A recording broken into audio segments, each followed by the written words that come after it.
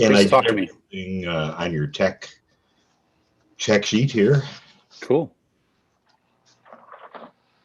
I can't hear you, Chris. No.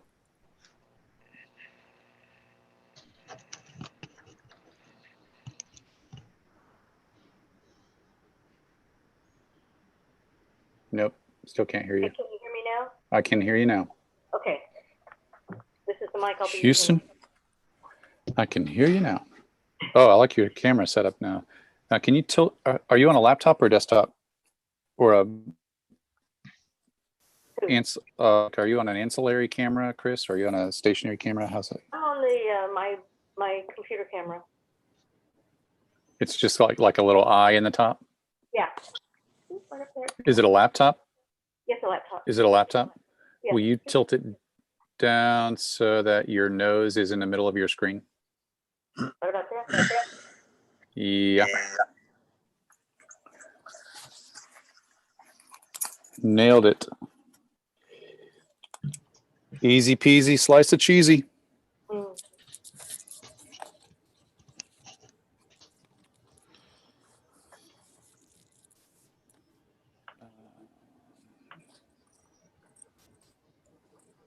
Who else is here?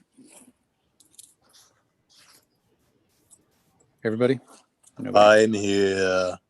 Oh, there he is. I am I. I'm the Grand Vizier. Cat? I'm going to kill you. Don't kill the cat. The cat keeps wanting to walk on. I'm stressing out over the tech, David. I can't get anything done. It's freaking me out. I feel like you probably are almost done. I feel like you're saying that and you probably have like one thing left to do. No, I can't understand the flashlight app at all. I don't know what it's supposed to do, but I can't light. Which one did you get? I'm the Android one. Okay, you got to talk to Michael about that. Okay. So I'm just going to do without that tonight, if that's okay. That's fine with me. Okay. Yeah, I got to deal without it tonight, too. That's fine with me. And I may need more alcohol than I have. That's fine with me as well. I do get better with alcohol, don't I? I don't know. We'll see. Yes, it's going to be tonight's a test run. What? Hi, Darby. Hi, Derek. One drink makes you more eloquent. More than one makes you less. Well, I only have one. How many drinks makes me eloquacious? But it's brandy, and it's full. Randy Alexander. I don't know him. Ha ha ha. Who are we missing? I've got. Hey guys. I get so many messages. I can't figure out where you sent me the link to the Android app. It's like it got email, got Facebook. Oh yeah. It's in the document. It's in the Google document. Everything you should be able to get everything out of that folder in Google Docs. Also, I'm not sure who made those extra documents inside of Google Docs, but the ones you need to concern yourself with are the PDF and the technical settings. David, the other three are look to be copies of for people who I think were trying to download documents instead of PDFs. The doc is on my laptop, so let me look at it on my iPhone, my phone. There's just so many. We've got so many docs. You're so technical. Hey, David, can you see my face? No. Hang on, because I don't think my face is in the But right when I do, I'll sing you a song about it. Haha. Is my face in the right place? Is it on your head? Anatomically speaking. Yeah, Tim. I love you guys. All right. Seriously, I can't see myself, so I don't know if my face is in the right place. 1, 2, 3, 4, 5. Turn your camera on. It's... Oh, I didn't come in with video. Holy cow. There we go. There you are. Yeah, that's the right place. All right. Yep, it's perfect, actually. All right, can you hear my guitar? I can, yes. It's beautiful. And beautiful and crystal clear. Isn't that great? You guys, hats off to Michael, because we spent like 2 hours today sorting out the technical issues with the music. So we're going to have music tonight. Michael drove the bus on that one, so Yay, big round of Michael! applause for Michael. Awesome. 1, 2, Oh, 3, thank you, 4, thank you. 5, 6, Hey, David? 7, 8, 9, and I counted John, I think. John, you made me mess up. 1, 2, 9. 3, 4, 5, 6, 7, 8, 9. We're missing one person. Who is it? Who are you? Ione. And who are you? Who's Ione? not here? Is it Ione's here. Irene? She's here. Oh, she's here because I hadn't heard her yet. I'm here. Dergal? Dergal's not here. Can you hear me? I can. Yes. You know how I Okay. knew it was Dergal? You know how I knew that? Because the last show I worked with her, Yeah, the one and Dergal. only show I worked with her, she missed like the same cue 3 times. And I had to literally run to the dressing room to get her to bring her out. Oh. That's Susan. Robert Young and Jim Runyon were doing some magnificent vamping. Hey, David. Hey. So I'm looking at the technical settings. Yes. Uh, You're on your phone, though. I am on my phone. So not do gonna you work for not you. want me to be on my phone? I don't want you to be on your phone for the show, but if that's where you're at right now, I understand. Yeah, I guess I'm gonna have to print off the document. Can I be on my iPad? I don't know. I don't know if the Zoom settings will work on your iPad, but you could certainly you could certainly have one of those up while you're on your laptop. But I don't have a laptop, Oh, you don't? What do you have? an iPad and an iPhone.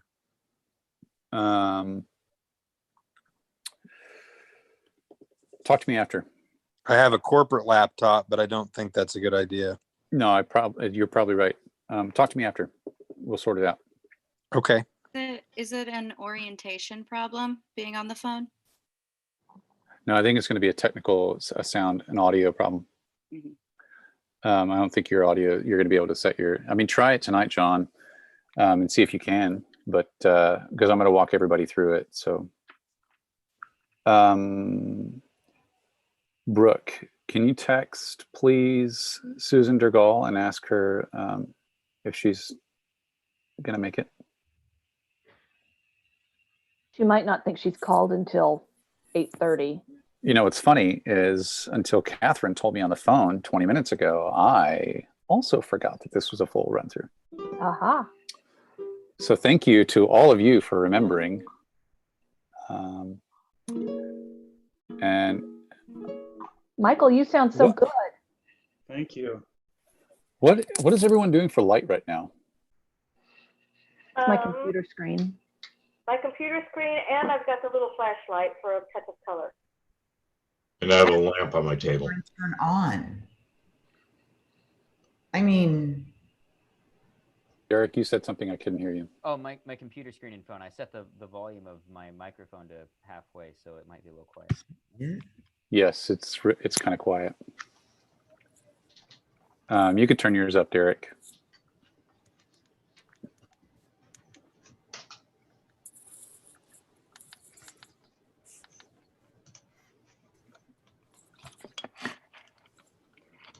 I've got more settings on the iPad. Just FYI, I'm looking to see if I have them all. Are you able to install the application, the Zoom app? Yeah, I've got the Zoom app on my iPad. Okay, well, that's cool. Everybody should have the app and not go through the browser. That is, when you click on Zoom, it asks you, do you want to just run it in the browser? You don't want to do that. We're likely to get better sound, better bandwidth by running the app.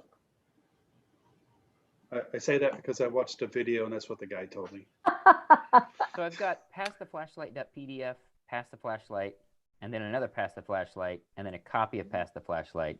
Yeah, the documents, I think, were people trying to make something they could download. The PDF is what I put up there.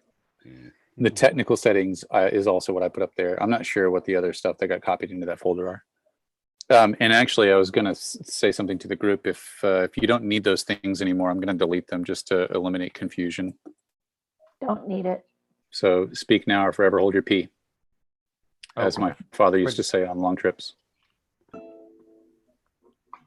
I'm just kidding. My dad never said that. I made that up because I'm good at dad jokes.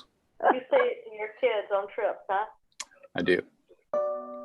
Hmm. I mean, do. she I try said- to blame things like that on my father because, like, when I roll them out to other people, because I'm like, what if they don't like it? I'll have to blame it on my dad. I'll blame it, like, I'll say I got the material from my dad. But I'm kind of proud of that particular one. So, okay, so I mean, she thought it was 8:30, but I told her it was a full run through. is she cool, or does she need to? I mean, No, she's coming. She's logging. okay, all right.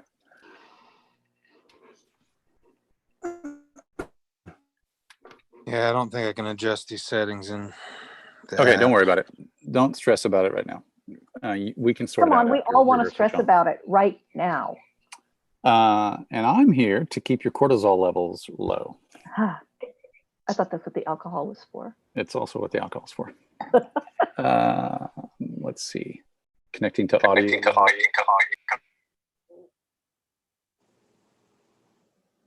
That was weird. Yeah, that was me. It's, hold on. I'm just.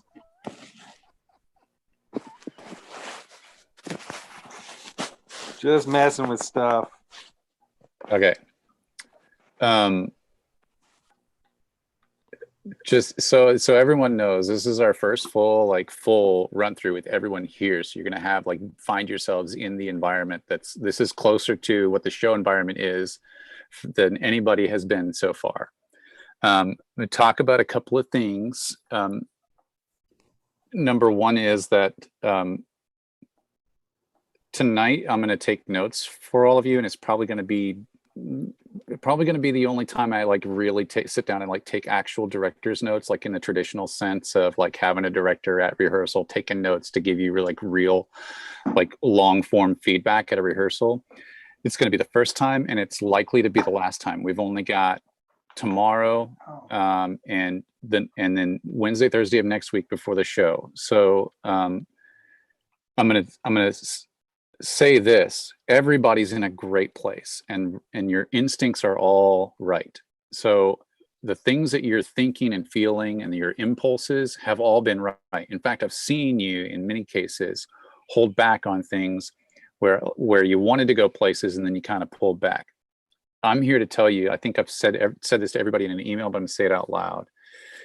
If you feel some sort of an obligation to be a narrator to your own story, release yourself of that burden. I'm really more interested in hearing you share your stories like you would be sharing them to people across a campfire, okay?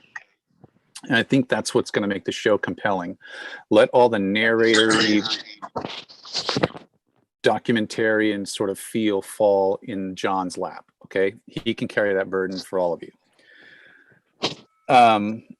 Tonight's also going to be the first time you're going to hear music. It's possible the mix is going to be awkward at times. We're just going to go with it. I'm going to take notes as to where those situations occur as I hear them. So is Michael mentally, and so is Brooke. So we're all going to be watching it. You guys just keep doing your thing and let the music sort itself out. Let's talk about, real quickly, let's talk about your sound settings. And I'll walk through this with everyone. So actually, first, let's do video because we're closer to that. So Susan, will you turn your video on? And for the show, all of the actors and the host should come in and make sure that your video is on. And before we start the show, make sure all your lights are turned off, because we're going to do some things with the light in the intro and then at the end of the show as well.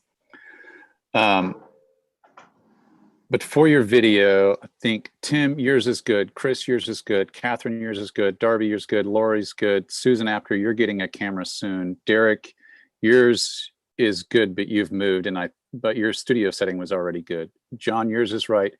Susan, yours is right. Just point to the camera is kind of looking over your head a little more than I want it to. So just drop it down a little bit.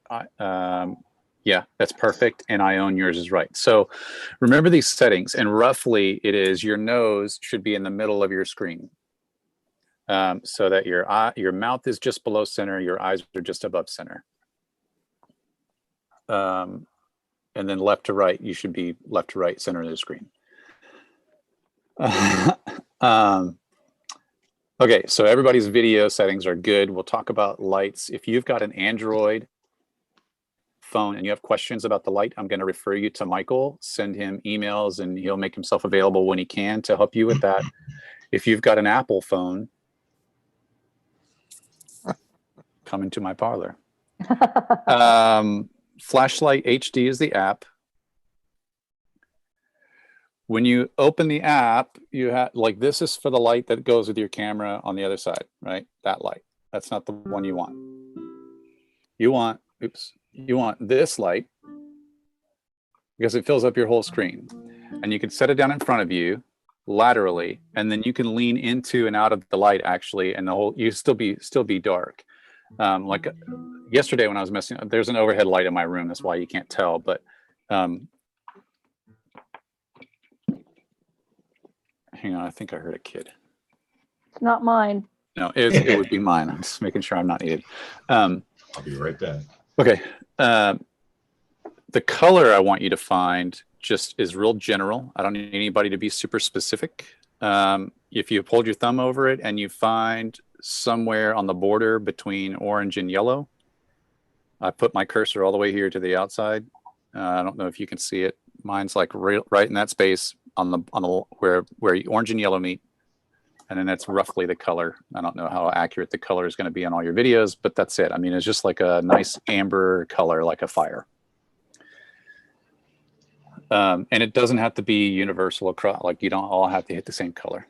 A similar effect is going to take place for those of you who have an Android phone, and that's really it. So it's also really easy to just tap it on and off, which is going to be important during the intro and the outro. I need a droid demonstration. Michael will provide a droid demonstration whenever he's able. Michael, do you want to do that now, or do you need it Yes, we at a can. different time? We Okay. can do it right now. You're going to have to start your video. So I'm going to go, I'm here, I'm going to start my video. Hi there. Hey, you can see me. There's me. Except for my headphones jack is all messed up. Can you see? Yep. Great. The app is called Colored Flashlight. So let me find it. I have, yeah, you can't see it. You have one called Colored Flashlight? Yeah, but it doesn't really show. Yeah, it's a horizontal face of a phone at the top, and then there's a number 1 with an arrow going both ways to number 2. And number 2 is the color that I think is the closest to what he wants, but I don't know how to make it do that color, because when it's just this. And see that doesn't show me a color in the screen. They can't tell the color on the screen. Well, what we practiced on the other day, or let me get to it. We offer a session something. My color comes up blue, and I want. So the only way you can get full screen is the one that's in the 1 color. If you tap that 1, you're gonna have to select that, because the 2, it only works if you do like it's like an ambulance mode, and that's what it cycles between. It won't work. So you have to pick the color on number 1. Okay, I'll get it in a minute. It's going to be a while. Okay. Yeah, if you tap Go the ahead and one. type. Got it. Come down when I can. Got it. You got it. Okay. Oh, I figured it out. If you press the little arrow between them, it'll actually flip between those 2 colors. How about that? Well done. Do I Oh, look? well. Do I look fire color? You do. But how do you get it to turn on? I mean, the basic, how do you get it to turn on? So There's a big that switch in the middle of it. the phone picture. You tap that. Yeah, you tap that. And then I Tap get- it. I'm thinking that we have different apps. No, you've got the No. Oh, Let me take this brightness down. Yeah, some. you see, it's not turning on my camera. So Okay, to hit the picture of that one. Just tap that, and there it is. so Catherine, yeah. you're doing the so it's if you hit their back button, so go back. Yes. And then you either, so just below the 1, 2, there's this little thing that has like the 1 and 2 in the arrow. So it looks like you have this selected. Select this one instead. Instead of this one. That's correct. Now tap your phone. Now it should just be one color, right? Yeah, that's it. Yes. Thank you. Well, Good you guys job, got it lady. figured out. My app, I downloaded a different one, I think. It looks different from what you guys have. Yeah, that's the one that got shared with us. That's what we're using. Or that's what. Yeah, that Brooke put out. It just says color flashlight. Yippers. I have an orange beard. You're on fire.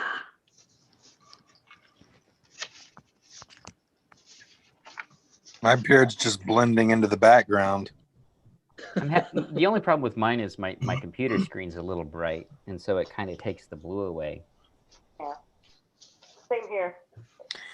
Are you on? You're on a Derek. You're on a laptop or what? Derek. I think I lost him.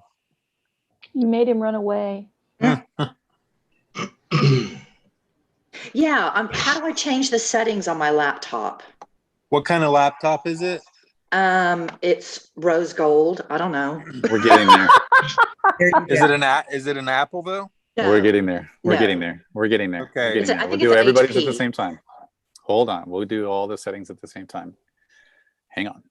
All right. So you're talking about audio settings? No. What settings are you talking about? The brightness of my computer. Oh, there should be like across the top row, like in your function row. It should be Yeah. brightness. There's brightness. You got to press the FN key first. FN. I didn't say effing. It's dark. I can't see. Yeah, we're in the dark here, dude. And then there's a plus and minus next to like a sun icon.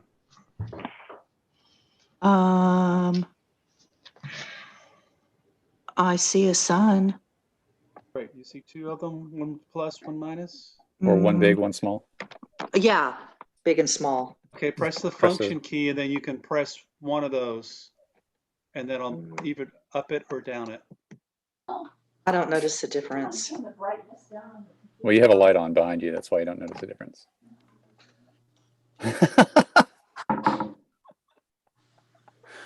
Oh, this is the most fun we've had so far. Do you see this? I don't know. Oh well, it is. It's a blast. It's good. It is what It's it good. is. It's good. So ideally, there's a surface everyone can place their phone on just below their face, so you can actually dip in and out of. Derek, do you have another light? Oh, your computer light is. Okay. I have to figure it out. Hi, Mr. Wonderful. Hi. Hello, how are you? Oh, I thought she was Good. talking to me. Sorry. Yeah. It's been a while. I don't even know if I've ever adjusted this one, so hang on just a minute, folks. She wants to. Guess I should put in my thingamajiggers. Thingamajiggers are good. Hang on. Oh, there's the sun. No. Here All right. comes the sun. Doo-doo-doo-doo. Here comes the I'm also sun. blind, so I say it's all right.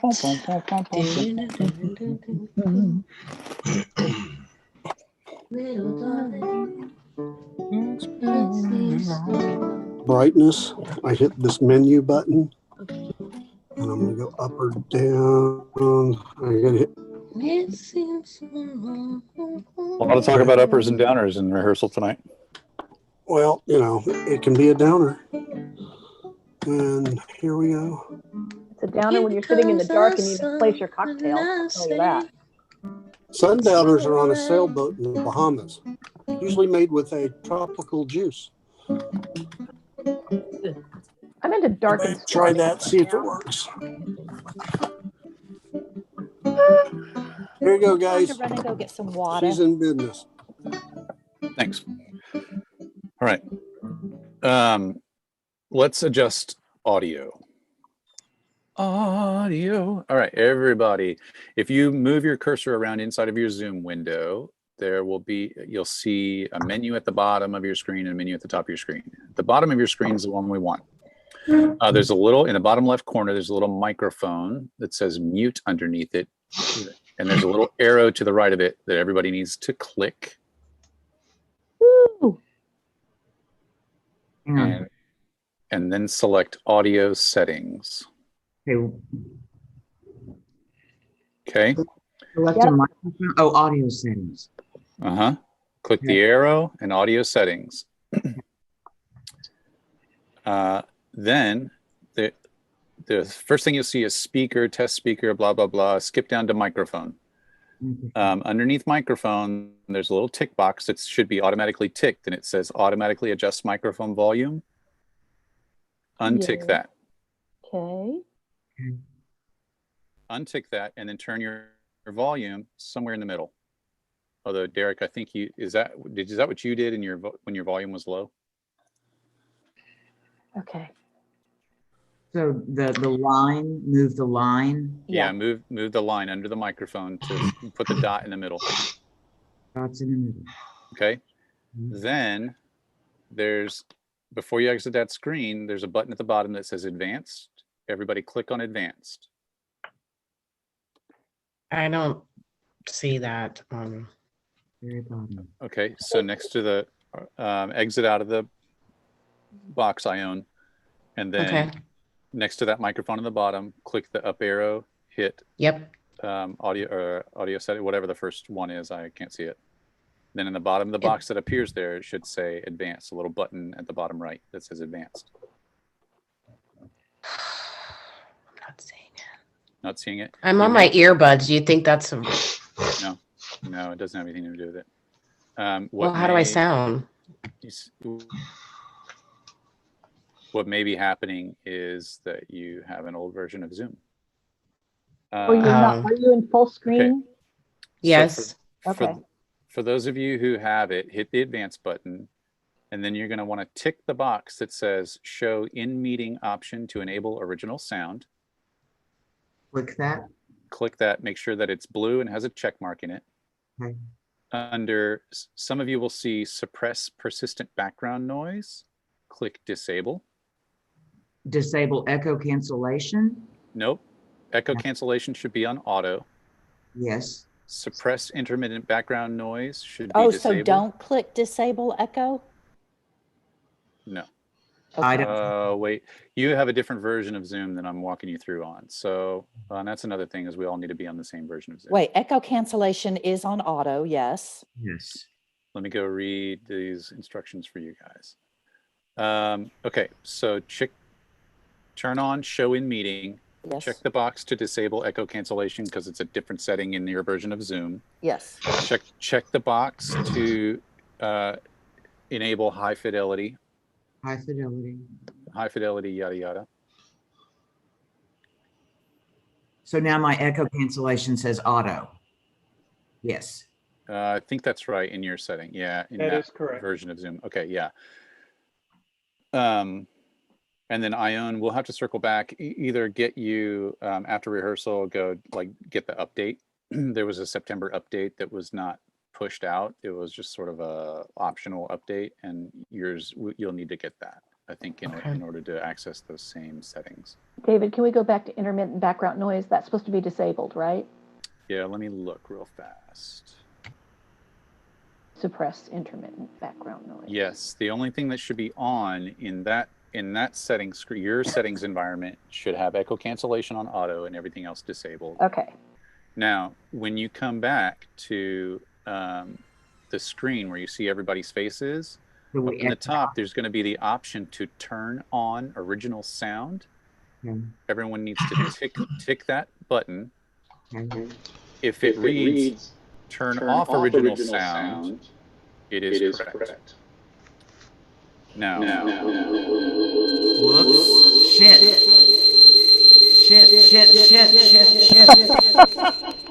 I don't know what to do. Shit. Oh, fuck.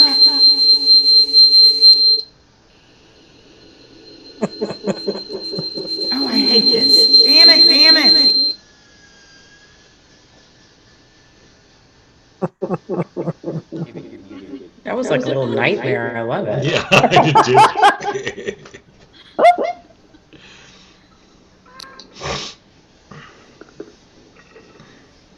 I didn't realize. Nightmare. Okay. Whoa.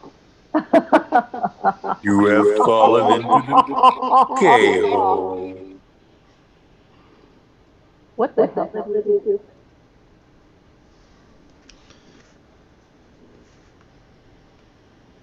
Nobody heard me at all that whole time. Wow. Okay, so the situation that this creates is that there's no echo cancellation, which means all of your microphones are feeding your audio back in if you're not in earbuds. So Brooke's going to be muting people. So we should have earbuds? Yes, please. If anybody needs help with that, I can order the ones I have now. They get them here tomorrow.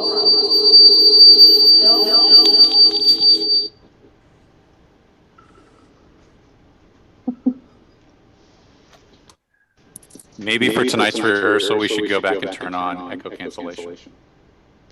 That's set to auto, didn't we? On echo cancellation? On some of them, on the newer ones, it's turned off. So on people who have the latest version of Zoom, it would be turned off. I thought that was the one setting that we kept auto. The others. It is on your version. On other versions, it's different. Although I'm tending to disagree with it. So if you have a version of Zoom where your options were, I hate hearing myself back at me. Your options were check the box to disable echo. Somebody just fixed theirs and that worked. I have a question. Sounds like you need to put yours back, Susan. Oh, me? Whoever said I have a question. Anybody who's not wearing earbuds, probably. I do not have earphones for this computer. Okay, then set your settings, go back in, and turn back on the echo cancellation. On what? So click the up arrow next to the microphone, click audio settings, click advanced. And On my phone? Did you change any settings a minute ago? No. Okay, well then don't worry about it. Check. Yeah, still somebody. Might be me. So I have echo cancellation on aggressive, and I'm still hearing the echo. Well, it shouldn't be on aggressive. It should just be on auto. Oh, I thought you said change. Okay, it's on auto, but I was still hearing the echo when it was on auto. Oh, I need to disable. No? I'm confused. Does everybody have original sound turned on? No, mine says off. If it says off, that's right. Yeah. I don't know what I have. You're on your phone. Right. Yeah, the thing about this is it doesn't really work unless everybody's on the same settings. I'm going to feel like you're herding cats.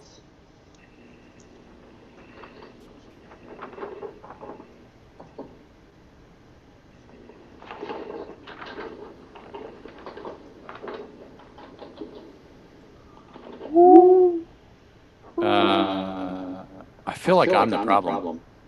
I think you're the problem too, David. But I'm bummed. I tell you what, why don't everybody mute except for David, then you can turn one on each time, and then we might get the. Wait, who did that?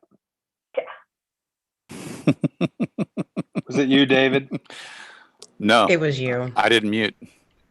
Who just went on mute? I muted. Okay. Check. I think it's Tim. Yeah, it's Tim. Okay. So tell me what you've got, Tim. What do you mean? Tell me what you're. In the top left corner of your screen, does it say turn off original sound? Yes, it does. Okay. Click on your next to your microphone up and go into audio settings. Right. Does it say automatically adjust microphone volume? No, it does not. Okay. Go into advanced. Does it say show in meeting option? Yes, it does. Does it say suppress persistent background noise? That is back on the other one. Suppress background noises on auto. Click disable. I have a choice of low, medium, or high. Let's do low. Low. Yeah. Okay, so I'm What low. about intermittent background? What do you mean? You may not have all these settings. It does already sound like you have an older version of the app. So you'll have to go and request. Wow, because I just downloaded it 2 weeks ago. That's amazing. Mine Well, okay, let's see here. Let me see. I'm just reading some of this. Can we all say how much we want live theater back? What's that? But can we all say just how much we want live theater back so we don't have to push it? Once we figure it out, this will be like the wave of the future. No, I don't want that. I don't either. No. Down with the future! I found my brightness button and now I'm darker. Go, Susan. Okay. Let's all just mute unless we're telling our story, and then we'll sort all this out individually later on. But it's already getting to be deep into rehearsal. But I've made a note. I know what we need to go over, so we can all check it out. Tim, you downloaded the app brand new 2 weeks ago? Yes. Okay. All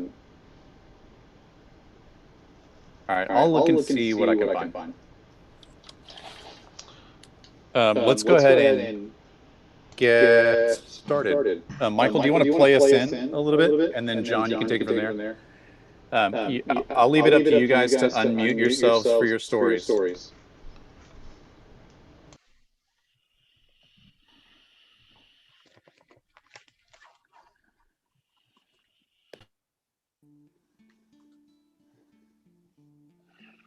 We're on this new script that starts with pre-show, right? Yes.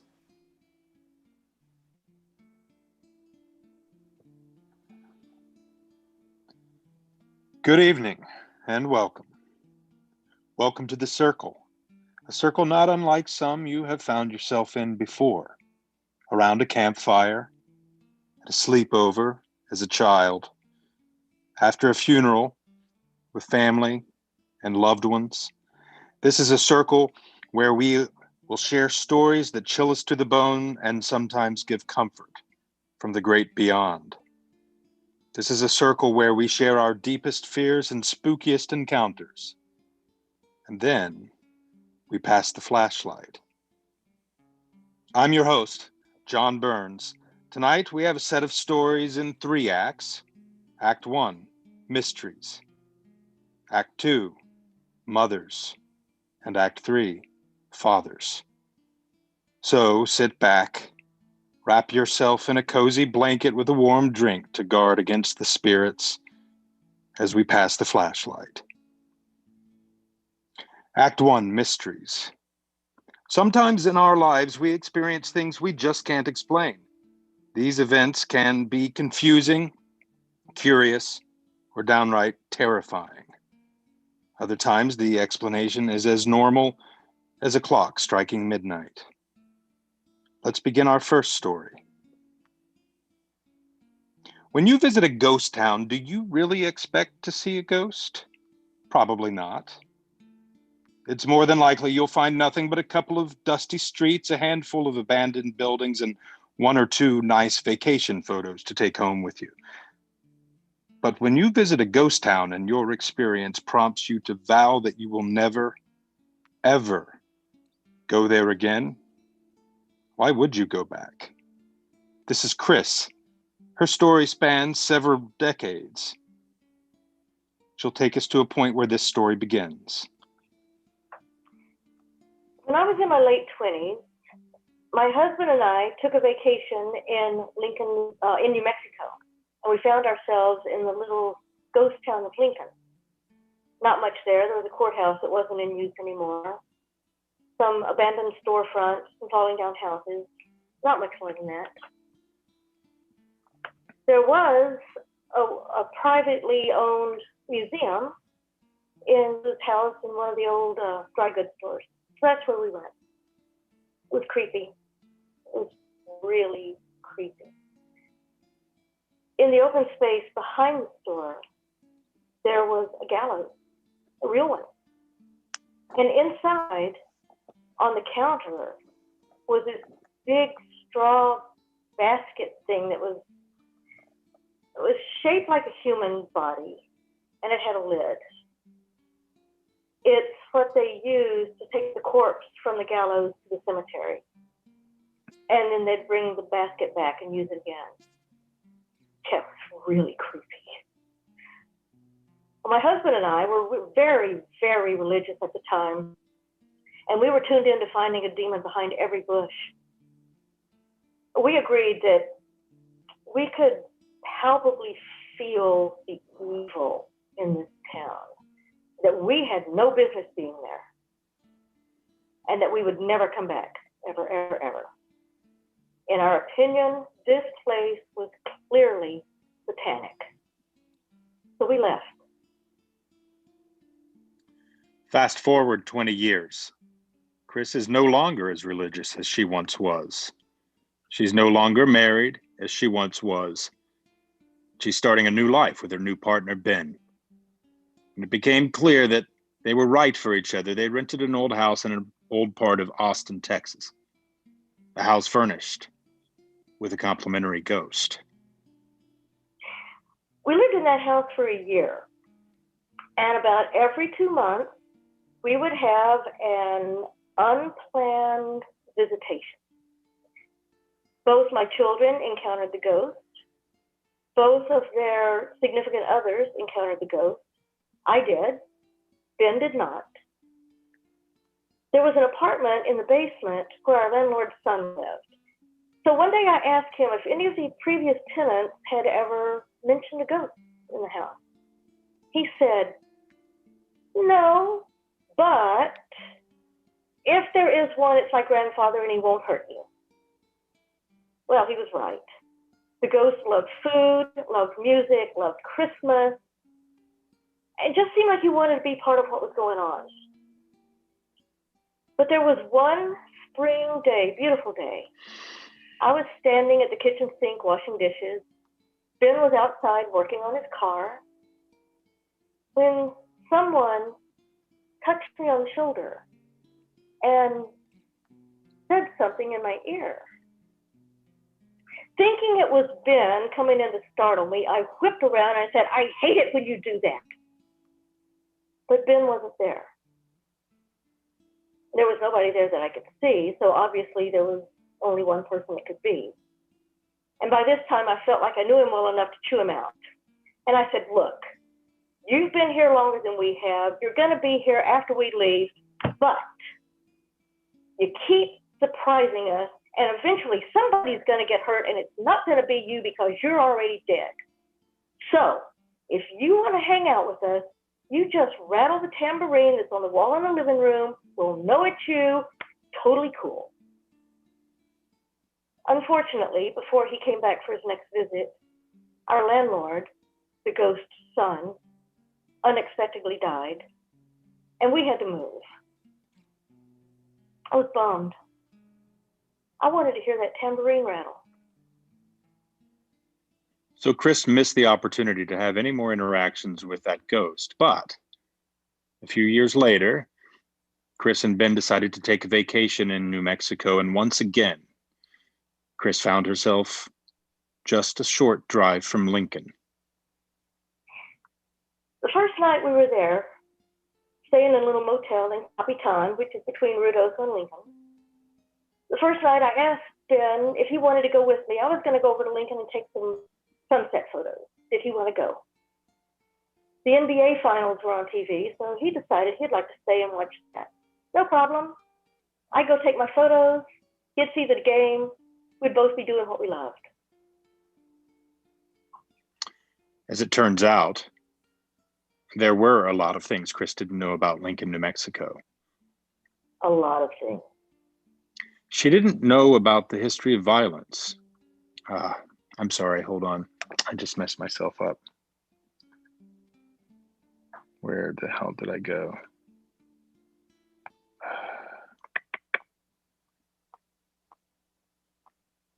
The hell? Sorry, guys.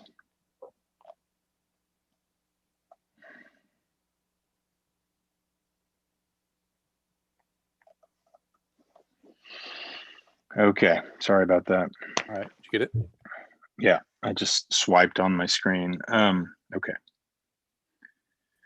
She didn't know about the history of violence between the Mexicans and the Native Americans before the white people got there. She had never thought about how the whites had hated the Mexicans and the natives. She didn't know about the traumatized Civil War veterans from both the North and the South that moved west trying to start a new life, bringing their PTSD with them. I knew none of that. And she had no idea about the Irishman and the Englishman. On my drive over to Lincoln, I thought back to the first time I had visited there and how unnerving it had been. And I just wrote it off to the religious fervor of youth. Besides, I had since then lived with a ghost. It was no big deal. And now the state of New Mexico runs the city of Lincoln as a state historical site. There was nothing to be afraid of. So I drove down to the east end of town on the one paved street through town. I parked, locked my car. I don't know why. I was the only person there. The town was closed for the day. My plan was to walk west on that side of the street, take photographs, and when I got to the west end of town, cross over by the courthouse and walk back east, taking photographs all the way back to my car. The Irishman, Lawrence Murphy, was co-owner of the dry goods store in Lincoln. He also held the lucrative beef contract with the U.S. Army stationed at nearby Fort Stanton. Life was good for Murphy until an Englishman, John Tunstall, moved to town and decided that Lincoln could use another dry goods store, and also he'd like a piece of that beef contract as well. We all know how well the Irish and the English have gotten along over the centuries. This did not end well. Chris didn't know that Murphy bought himself a gang of hired guns, the Jesse Evans gang. Tunstall followed suit by hiring the Lincoln County regulators, one of whom was a young man named William Bonney, also known as Billy the Kid. The deadly feud between Murphy and Tunstall lasted for 3 years and is known in the history books as the Lincoln County War. There were systematic murderous ambushes taking place in the untamed land around Lincoln, revenge killings, and gunfights in the street. And it didn't involve just those two men. Ranchers were caught in the middle, and the ones with large beef operations, like John Chisholm, had to hire guns to protect their interests as well. I hadn't gone but maybe the equivalent of a block or so when I started to feel this dark, heavy feeling that I was being watched, that I wasn't welcome there, that I was trespassing. I looked behind me to see if someone was following me. But what I saw was 3 young men leaning against my car. I don't know where they came from. A minute earlier, I had literally been the only person there. And the strange thing is, I couldn't tell whether they were local or whether they were from the past. I really could not tell. But I certainly couldn't go back to my car. So I kept walking toward the sunset. And with each step, that feeling of raw malice toward me increased. I've never felt so vulnerable, so exposed. My legs were heavy, my heart was pounding, my brain was looking for a place to escape and couldn't find anything. I turned to look again at my car. Two of the guys were gone, but there was still one leaning against it, watching me. I kept walking. The heaviness got heavier. I felt enveloped in a cloud of hatred and violence.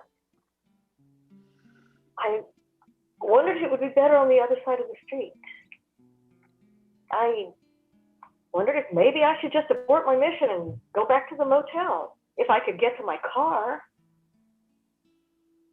So I crossed over. It's no better on this side of the street. In fact, it was worse. If malevolence could be loud, then this was deafening. But I could see my car, and it was unattended. So I started walking back. I instinctively knew not to run. I felt like it would be like running from a wild animal. If I ran, I would be chased down and injured or worse. So I walked with very focused intention. The Lincoln County War finally culminated in a 5-day gunfight and siege. Right down the very street in Lincoln that Chris was walking on, it only ended when the U.S. Army finally brought cannons over from Fort Stanton. Lots of people died. Many were shot. Some burned alive. There was no winner. The sunset was fading to dusk as I drove the 10 miles back to Coppertown. And when I got to the motel and opened the door to the room, the first thing Ben said to me was, "Are you okay?" His "Are you okay" easily translated as, "You look like you've seen a ghost." Yeah. The next day, the two of us drove back over to Lincoln. Daylight, when the museums were open and the park rangers were on duty. I wanted to find out why that tail was so dark and dangerous. And I also I needed to get some sort of validation for the terror I had felt the evening before. So we went to the courthouse first, the museum now. We toured, went up the stairs where Billy the Kid had killed two sheriff's deputies on his way out as he escaped one day. His cell was up there. The courtroom where he should have stood trial, we visited that. Ben and I go through museums at a different pace from each other, so I finished my tour upstairs and went down to the lobby to wait for him. And I asked the park ranger point blank, "Is Lincoln haunted?"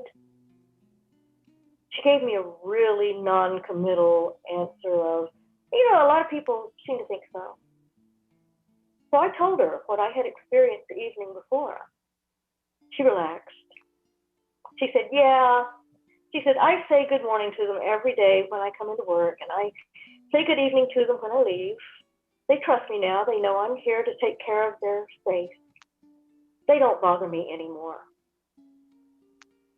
Later that afternoon, I talked to another ranger outside, had some questions about the town. Turns out she lived there as a kid. She knew a lot about it. We chatted for quite a while. I ended up telling her what I had experienced at sunset the day before.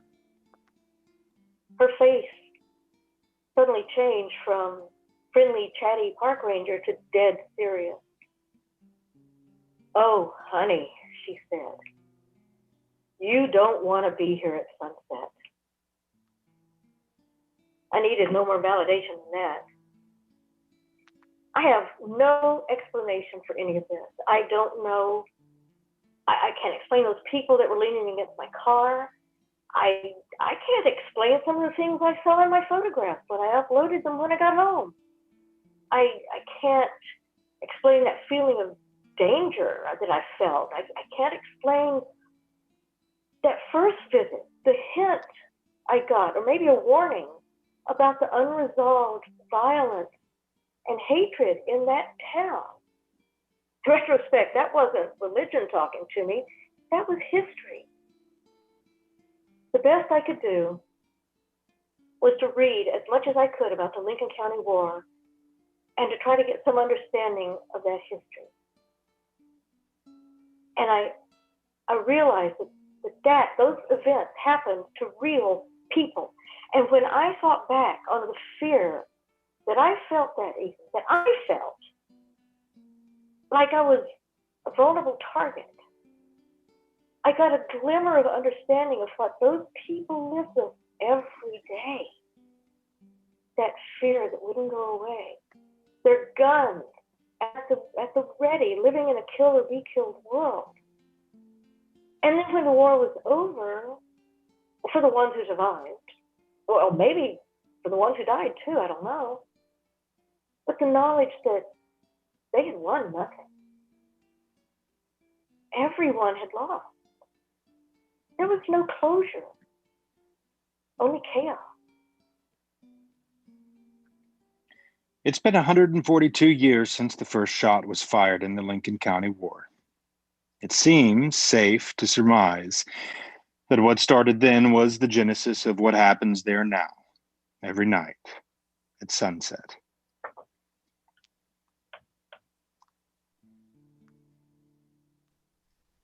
David, are we just going straight through?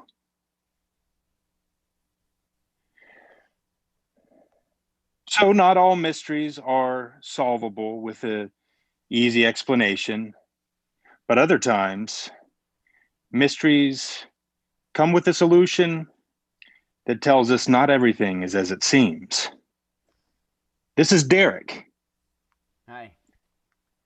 When Derek was growing up, his dad was a pilot and a mechanic. His career moved the family around many times for work. Yeah, from Missouri to Alaska and finally Oklahoma. Dad had a dream of opening up an airport in a very small country in Oklahoma called Weber's Falls. When Derek's father left for the country for work, the land was used as a farm, soy, wheat, corn, 100 acres. And that's where Derek's story begins.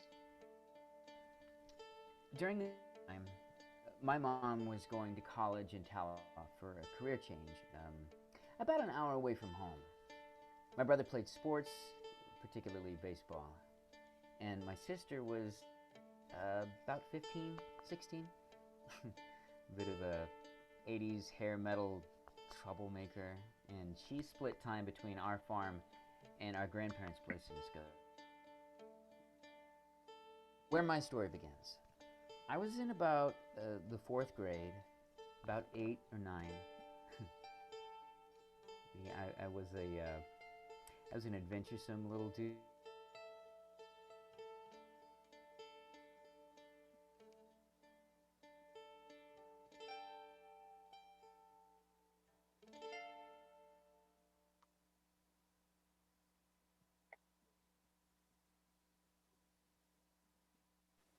I think Derek's connection got broken.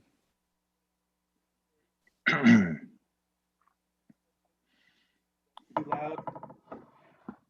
Yeah, stand by. Actually, I was going to tell you, Michael, you could boost your gain. Boost. Yeah, you turn it up. Yeah, I'm at 50%. There's about 65%.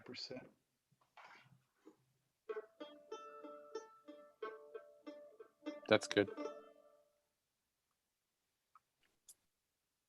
There you are. I don't think he stopped. Did he stop? Hey, Derek? You know what, I'm gonna go back down and play a little bit harder. Okay. You there? We can't hear you.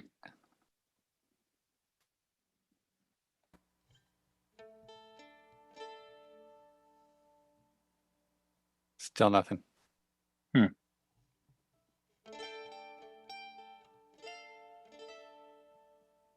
3, 1, 2, 3. Check, check, check. Yeah, yeah, we can hear that. Yeah. All right, there goes. We lost you at adventuresome little dude. Hey, Derek, while we're paused, will you go ahead and turn your mic back up to where you had it before on your mic settings? Is this your new location, or are you going to go back to your studio? Did I lose him again? Yeah, we did.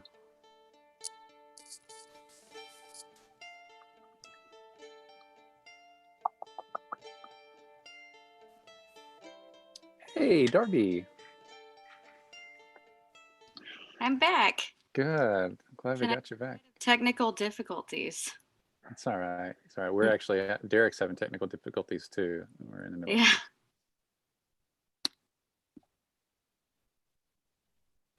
I don't know if you can hear me, but I'm going to switch over to using my phone. I got you now. Yeah, we can hear you. It's just, I don't have the world's greatest internet connection here. I'm going to try using my phone. I'm going to take it off airplane mode. And okay, that's fine. Yeah, that's fine. That was painful. Whatever you just did, that hurt. Just throwing microphones down, you know.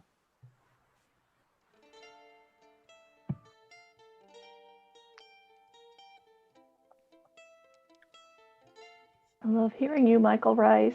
I know, isn't it beautiful?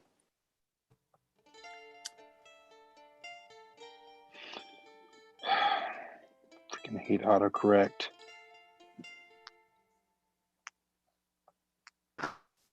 all right, this is take 2. Hey, that's good. All right, I'm using my camera right now. At home, I have better internet connection. I'm just not still out of town. Sorry. You're good. You're good. Just pick up from where adventuresome little boy. Adventuresome. Yeah, give me a second. Aha! So this is where my story starts. I was in about the 4th grade, about 8 or 9. I was an adventuresome little dude, kind of like Dennis the Menace. I had blonde hair. I was all of about 4'8" with a huge farm to myself. I'm very imaginative. 100 acres with 2 ponds and no neighbors in the late 80s meant I often played on my own, so I was pretty used to not seeing my family for hours at a time. It was a great childhood. So, living out in the middle of nowhere, my dad made sure we had a few rifles for hunting and safety. Dad taught us all to load and fire a gun and target shoot. Because, come on, this was in Oklahoma, hours away from any big city. It was perfectly normal, considering.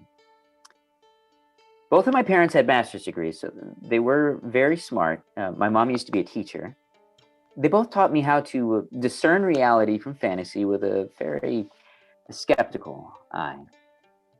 But sometimes, when you're alone, in the middle of nowhere, surrounded by 100 acres of thick, dense cornfield, and you hear a voice outside.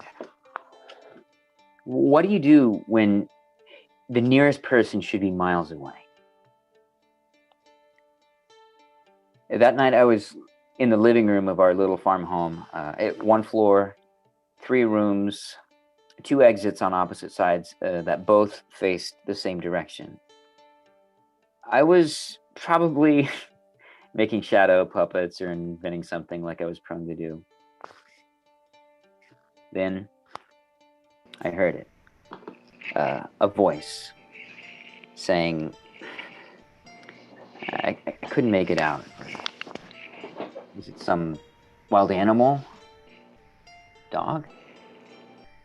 I turned off absolutely anything that could make noise and sat in silence just to make sure. It started soft at first.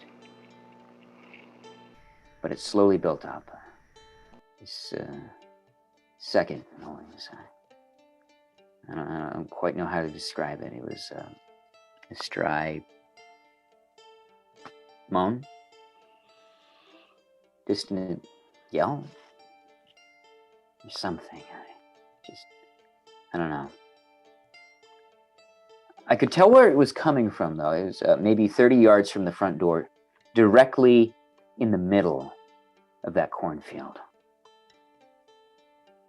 I looked outside, out into that field. Nighttime. It was dark. The night was lit only by the moon, covered in clouds. I have never had great night vision, and the low light with zero light pollution meant it was hard to adjust near pitch black. And I swear, I saw the shape of someone in that room, in that field. Just standing. Dark figures. Sorry. Dark figures just standing in the middle of a field. Normally, a child would feel something scared, terrified. No. Maybe because I had no one to lean on, I felt more of a resolve to make sure I protected myself. Worried? Yeah, I had to do something. That's how I felt. I went into the closet where we kept our guns. I took out a huge old school police style metal flashlight, D batteries, you know. I carefully took out and loaded one of our 22s. Shining that giant flashlight into the field only made shadows more imposing and hard to see. Even with that light, I was absolutely not going out into that field. Me being all of about 4'8", I used my most serious, booming little kid voice I could muster, and I just screamed out, "You better get out of here! I have a gun!" Sounds funny, but I fired. I took that gun, I fired that rifle out into the air. And then I waited for what felt like hours. All night, I couldn't move. I just stared into the hidden, dark rows of corn. As I stared, there was no movement, no blinking. I swear, I have never been more attuned to the sounds of a nighttime farm. Crickets, frogs, but no other voices. I don't know if or when this person left, or even if there was anyone at all. Eventually I figured my mind must be playing tricks on me. When emotions get heightened, sights and sounds can sometimes trick your mind into seeing someone out in that field. I mean, especially with the kind of terrible night vision I had, still have. I locked up the gun again. I went to bed. No more sounds happened. And eventually my mom and my brother came home. The next day, I was afraid to tell my parents that I'd fired any kind of a gun, all because I got worked over what was probably a dog or nothing. So, total unknown at this point. But there's more. About a week later. I don't know. I must have had a bad dream as a kid and went to sleep in my parents' bedroom. My mom and my dad were there. I remember trying to fall asleep for a while, but it was really hard to fall asleep because my dad really knew how to snore. and they could both sleep through just about anything. When I rolled over to my side to get a little bit more comfortable, I noticed that their sliding closet was open. And at that moment, in the dark, I could swear I saw someone just standing there. For a moment, I was wide-eyed, and my heart just started beating like crazy. But this little logical part of my brain kicked in just to remind me that I do have terrible night vision. I constantly seem to see things in the dark, things that just don't exist. So I blinked. This time I wasn't alone. I had no one to be afraid of. I had all my family there. Both of my parents were there to protect me. So I calmed down. I mean, it's just a code or something, just a trick of my brain. Back to sleep. Great news. No one was murdered. No scary voices. Moved on with my life, and I kept all that imaginary stuff to myself. Okay. So now at this point in his story, Derek has had two ordinarily terrifying encounters. Yet, still no explanation. But 2 months later, I actually ended up confiding with my sister about firing a rifle at some crazy imaginary cornfield murderers. I mean, come on, how could I keep that to myself? It was then that my sister took a deep sigh and looked at me with a kind of mortified smirk and said, "Oh, I know." What? You see, there's only a few things you can actually do for fun in an incredibly rural farming community in the 80s. And one of them happened to be going to house parties. Apparently, one of her friends had parked far enough away to sneak up and away with my sister. And apparently, they had done that before. But my sister wasn't there that night. You know, it was the 80s, man. You know, no cell phones. He didn't know. So instead of getting her attention, he got mine and a gun. That sucker ended up laying flat in that field for hours, petrified he'd get shot if he made any kind of a sound. Apparently, up to that point, both my sister and I had both kept a secret, hoping not to get caught. Oh, also, that dude in the closet who I thought I saw in the dark, also her friend, caught mid-sneak and trapped until 4 a.m. in that stupid closet. I'm not sure if there's a lesson to be learned from learning that truth.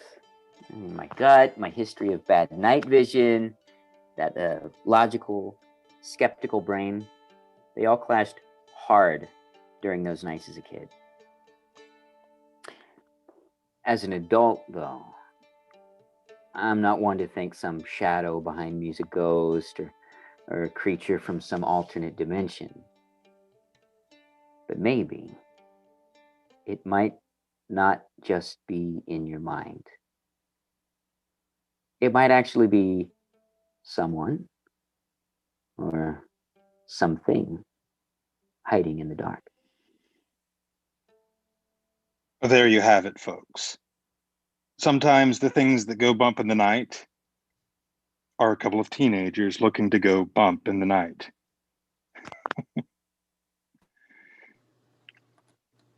In our next story, we go back to New Mexico. The rarefied air of the 7,000-foot elevation in Santa Fe has a lot to do with the incomparable blue sky. The romance of the wide New Mexican sky is a special treasure for the residents of the land of enchantment. This is Susan. Hello. And she's about to tell us a little bit about what those enchanting skies can hold. I ran away to New Mexico after a very painful divorce. I lived there from 1992 until 2004, and it was a very magical time of personal and professional growth. I had been divorced for about 5 years by the time of this event, and I was ready to dip my toe back into the dating pool. So a friend introduced me to a gentleman of note from Santa Fe. He had the qualities that I look for most in a man: intelligence, humor, and a heartbeat. But he wasn't the kind of guy I usually go for. I know that makes me sound superficial, but I liked him, and I was willing to give it a shot. I had finally grown up and learned who I was after floundering through a few failed romances. So I was ready for an adult relationship. Early on, my new companion invited me on an overnight trip to a dude ranch. Now, that may not sound exciting to you, but I was a tour and event planner from northern New Mexico. And so seeing something that I could potentially book for business, well, that was a good idea. And besides, there was an additional romantic possibility as well. We arrived at the ranch in a secluded bit of land along a creek. It was deep in the forest. The owners were quite deferential to us, my companion being someone who could promote their business to the general public. And me, well, they didn't know me, so I just got treated anonymously. And it was a lovely experience. We went hiking along a tree-lined path. It was dappled with the shadows of aspen leaves. Those trees had by now changed to their storied golden hue, and the leaves whispered secrets we were soon to discover. In the afternoon, we took a, sort of clippy-cloppy horseback ride along the trees. It was quite scary at times because we were perched on the trail's edge and high above a creek on horseback. The air was crisp with the promise of winter that was just ahead. Later, we enjoyed indoor games, like ping pong and, I think darts. And then we dove into a standard chuck wagony kind of meal for the evening: steaks, biscuits, and the like. It had been a relaxing and enjoyable day. So to cap it off, we decided to take one last walk through the woods into the pink alpenglow that is just so unique to the Sangre de Cristo Mountains. I mean, how much more romantic could you get for a new relationship? We walked for a bit until we found a bench, and then we decided to rest and talk. And we did a lot of talking. I mean, it was a new relationship after all, and we were still in the exploratory stages of getting to know each other. Likes and dislikes, past histories and dreams. We found a bench that was on a trail between two cliffs, and at the end of the cliffs, it formed a V-shaped valley. Now down the valley, we could see the eventual progression of the Santa Fe sunset from pinkish gold to a striated turquoise to teal and on into inky black night. And as the sky changed overhead, a half moon appeared to add a touch of romance. Stars began to pop out, shiny as glass beads, and they looked as if you could just grab one and put it in your pocket. in this supremely romantic setting. I'm sure there was even a little bit of canoodling going on. Zip! Suddenly, a brilliant white light hovered at the end of the valley, unhumanly fast and unthinkably bright. It hovered 1, 2, 3, 4, 5, 6 seconds, and then zip! It disappeared as suddenly as it had arrived. My mind ran wild. What was it? Was it man-made?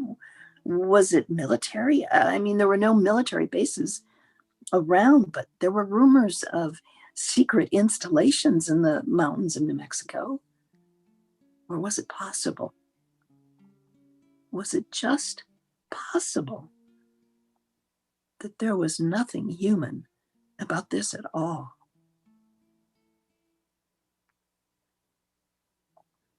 We just got quiet. Everything was quiet. We were shrouded in silence as the moon seemed to darken and stars faded from view, and neither of us spoke. Our eyes riveted to the spot where the light had appeared. Then I asked him, "Did you see that?" And he said, "See what? I didn't see anything." And then I said, "Neither did I." And we never spoke of it ever again. So this brilliant light appears, sits there for 5, 6 seconds, then disappears into this new all-consuming silence.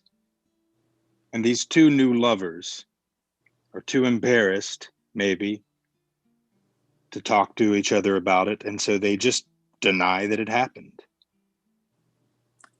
Well, I knew he had seen it. I mean, by denying it, it confirmed in my mind that he had seen something that needed denying. Or why wouldn't he have said, So even in the moment, they were consciously attempting to unsee this thing they had both clearly seen. well, perhaps it was too much for either of us to handle.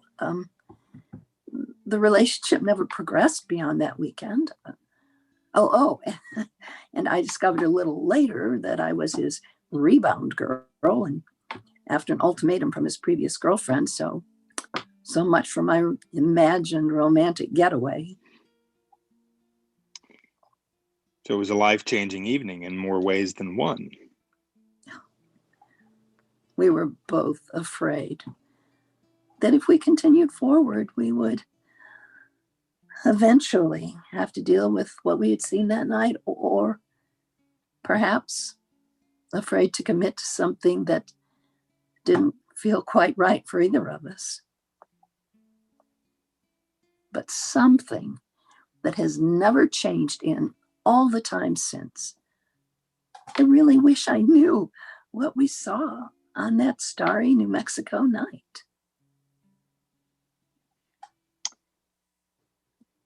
Maybe not the first time, and probably not the last time.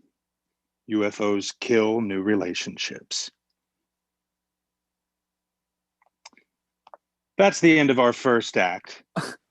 Grab a snack, run to the restroom, and resituate yourselves. We'll resume in 5 minutes. Okay. I'm just playing, David. Dude, it's so funny. It's really good. Like the bump in the night line, you have to keep it. It's great. Really, John? Hey, you guys can tell me no. Well, I'll listen to David to tell me no. I'm just trying to find little transitions. So I'm just pulling your leg. First act ran 40 some minutes, so we gotta book it. Yeah, Let's, but can we that's just like minus 10 minutes technical difficulties, That's true. probably. That's true. Let's book it because I don't want to keep you guys here all night. So let's just All move right, on we to good? action. We good? We need, who's next? Darby. Darby, get your adverbs here. Hello. Hi. We good? God damn it. Hey, can I turn my video back on yet?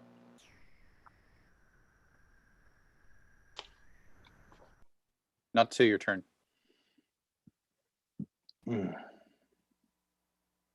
Good, David?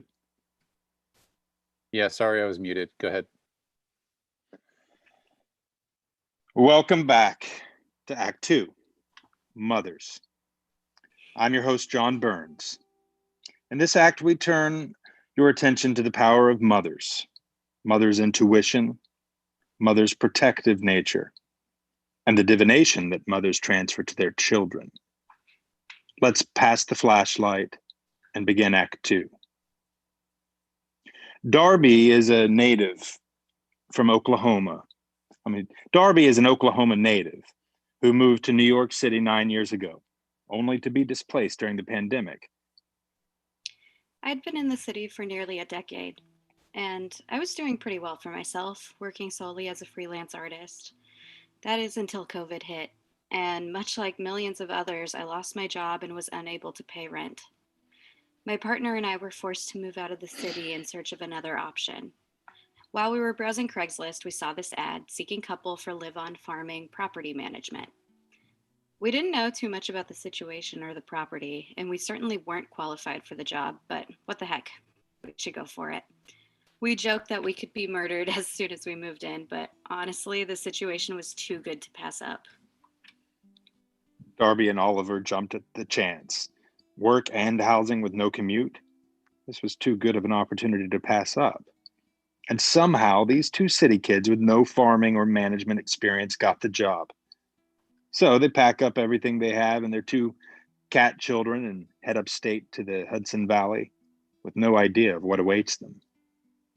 So, growing up in Oklahoma, which is a relatively young state, I guess it never really occurred to me how much history there was throughout the rest of the country. And we're only talking like colonial history here. Like the buildings and the properties around this part of the country are so old, it's hard for me to believe it sometimes. The house is this gorgeously refurbished property built in the 1840s. Downstairs is this massive 6-bedroom, 2-kitchen household that I think used to be a horse barn. Our little apartment, which was under construction when we moved in, was upstairs, sitting above 2 of the bedrooms in the west wing of the house. While they were finishing the update of our little upstairs studio space, we were sleeping in one of the bedrooms directly below it. When I described it to my friends, they would ask me, "So, do you think it's haunted?" No, absolutely not. Not because I don't believe in that sort of stuff. Trust me, I do. I have enough experiences to write a damn book about it. But this place just didn't seem haunted. It was bright, the walls were like a charming eggshell blue. It just didn't have the vibe of being haunted, like, at all. Now, one thing you have to know about our new boss slash landlord, Charles, is that he likes to randomly wander onto parts of the property, regardless of the time of day, regardless of who may be there. Like, for example, there were several times where we would find him in our temporary wing, just kind of, sitting in a chair, staring out the window. Uh, it was pretty off putting, to be honest. So, meanwhile, with all of the moving and the global pandemic, along with the invasion of space from our new overlord, it was all really taking a mental and emotional toll on us. But really, it seemed that our beautiful black cat, Becky, was enduring the brunt of emotional burden. Ever since we arrived to the house, she had been acting out of sorts. She's usually a really regal and elegant woman. I mean, we call her the queen. But since moving upstate, she became, well, the only word I can really think of to describe it is frantic. I don't know. She began to like lick and scratch and bite at herself literally until she bled. She was developing sores all over her body. She was losing fur on her legs, her arms, her belly, her tail, her face, literally everywhere. We had tests done. We got her medicated. We tried CBD. We hired a cat behaviorist. Like, literally nothing has helped. It's been really painful to see my baby mutilate herself that way, and I have no way to help her. While they tried to settle into their new routine, Darby's feelings changed. And now she couldn't shake the feeling that something was off about their new home. There were times where I would be reading in bed and Ollie would be like brushing his teeth or something, and I would hear someone say something. So I would shout out, "Sorry, what?" And Ollie would say, "What? Sorry?" And then we would kind of like joke, riff off of each other, like, "What? What? What? What'd you say? Sorry, I didn't catch that." Uh, this happened quite a few times. And then finally he was like, "No, seriously, what did you say? I heard you say something." But the thing is, I never said anything. I don't know, that was weird, but like it never really registered to me as a weird thing. Like I'm always hearing distant semi voices or whatever. I don't know, ADD. It's not like spirits or anything, but I think it's just an overactive imagination. Ollie always seemed a little weirded out by it. Now, this is a guy who, whenever he hears about like ghosts or aliens or chakras or horoscopes or anything, his response is always, "Woo!" Like he doesn't believe in the supernatural or anything of the sort. So one night, we had gone to bed early. I was exhausted from doing 9 hours of farm work, so I passed out almost immediately. And for some reason, I woke up around 2 or 3 in the morning.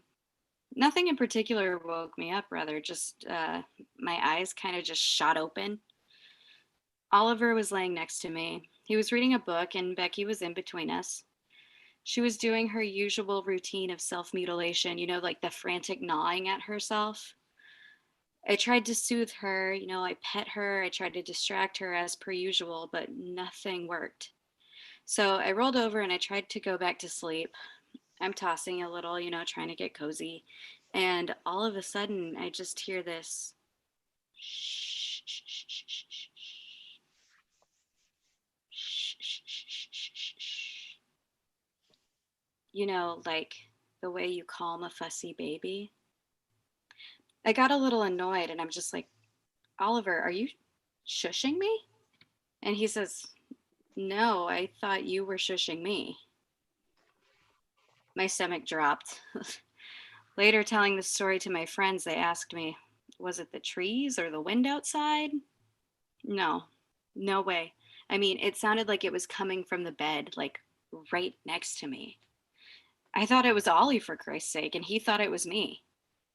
There's no way that that sound was from the outside the window. And it was like such a distinct, familiar rhythm.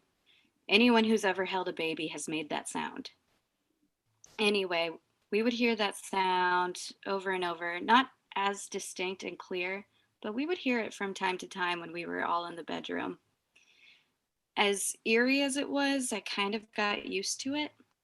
It wasn't scary by any means, other than the fact that it was a disembodied human noise coming from the house, but I mean, objectively, it was rather soothing. So Darby and her family gradually become accustomed to their well meaning roommate. And then one night, So we had just finished watching a movie in bed, and we're all lying there. And all of a sudden, I hear some movement coming from our little upstairs apartment that's almost done with construction. Must be a squirrel? And then we hear a very quiet, distant shh. And then suddenly we hear 3 distinct heavy boot steps directly above us. I can't say exactly why, but this feeling of sheer terror came over me. I remember looking at the time and it says 11:57, and I'm thinking, is Charles up there checking out the apartment? What the fuck? What a weird time to be up there. Like, I got unreasonably angry at this thought, probably because I was so scared, but there were no other sounds. We just froze, waiting and waiting and waiting. Nothing. We had never heard anybody enter the apartment. We never heard anybody leave. Just those three heavy, malevolent boot steps. And this was so unlike the shushing. We talked about it, and it felt distinctly masculine and distinctly menacing. Like, all the hairs on the back of my neck stood up. And we heard these boot steps, and for whatever reason, we were terrified. It wasn't until a couple weeks later, when we were hiking around the property, that we happened upon a cemetery. The cemetery itself was hauntingly gorgeous. I mean, it was surrounded by wildflowers, and there were like about 30 or 40 graves just all jutting out at different angles, and some broken in half, some that were so worn down you couldn't even read them. The ones that you could read were from the early 1800s, all from this family called the Wagars. We did find one grave for a woman named Sarah Wagar. It read, "Died in childbirth 1828 to 1854. She was only 26, younger than me. I don't know why, but I feel like she was the kinder presence that we experienced. I don't know, but for some reason it just kind of felt like Sarah was not only trying to comfort us, but trying to protect us.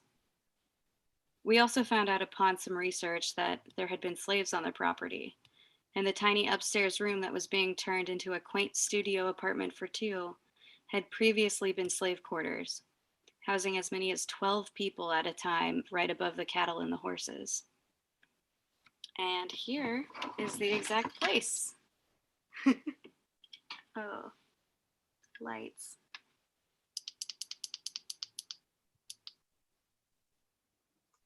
Oh. Whoa. So, the ghost story that's still happening now. Let's take a trip back, though, quite a few years to the 1980s. Parenthood. Perhaps the scariest thing humans can go through. People who are often just learning to take care of themselves and maybe one another are suddenly thrust into the position of caring for an utterly helpless and dependent little life. Terrifying. Any mistake you make seems like it can have ramifications for years, even generations to come. Everyone wants to do it perfectly, and no one ever does. Lori has a story about parenthood. Lori, I'm sorry, David, I'm thinking about this. I'm sorry.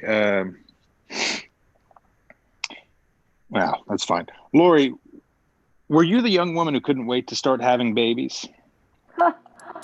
Who, me? No.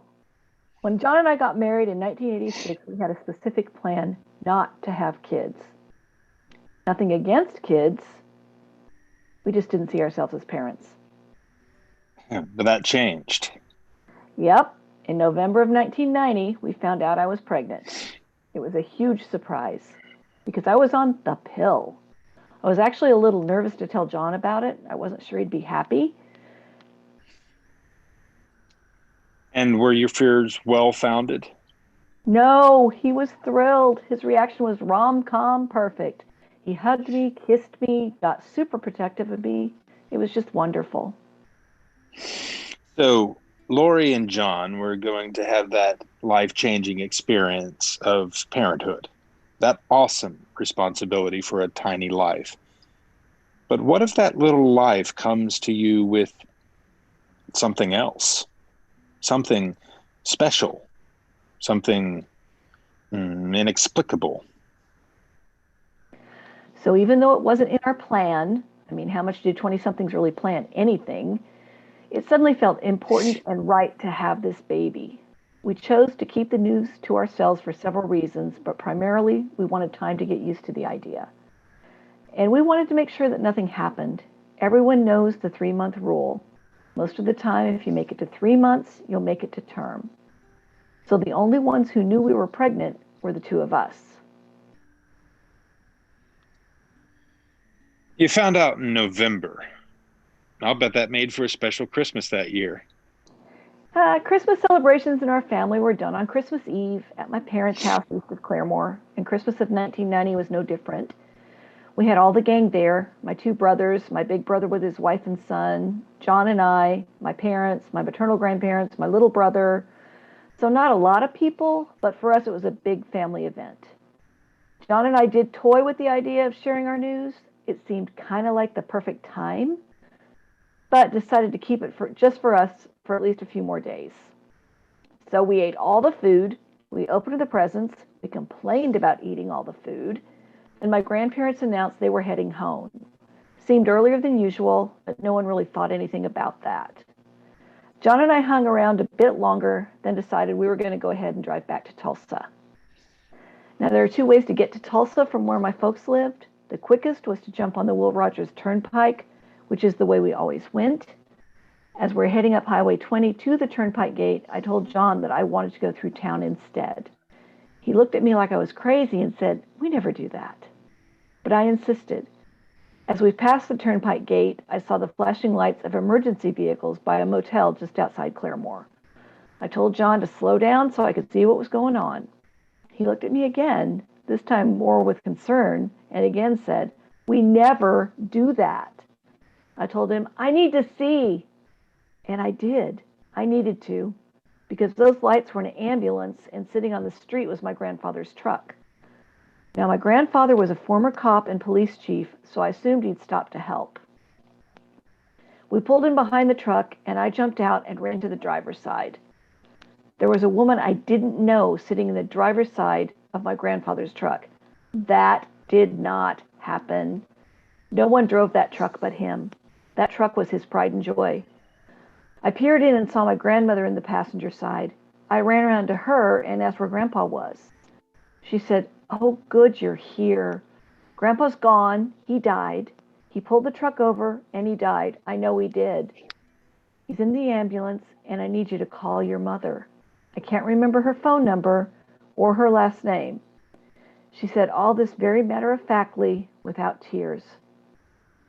My mother was her only child and had been married for over 30 years at this point. But Grandma was in such shock she couldn't remember what she needed to in that moment. I went to the motel office, called my mom, and John drove Grandma to the hospital in Grandpa's truck, and I followed in our truck. He had died. He had pulled over safely, one final act of protection for the wife he adored, and then he left. That seems uncanny in and of itself. But Lori felt like she was at the epicenter of it all. Well, the impulse to make those two decisions that put me right where my grandmother needed me were not just stray thoughts or something I wanted to do. They were imperative. There was this overwhelming feeling inside of me that I had to do those things. If John had tried to steer the truck to the turnpike, I'm fairly certain I would have shouted, "No!" and grabbed the wheel. That's how great the need to be there was in me. So who was telling me that? Was it my grandfather? Maybe.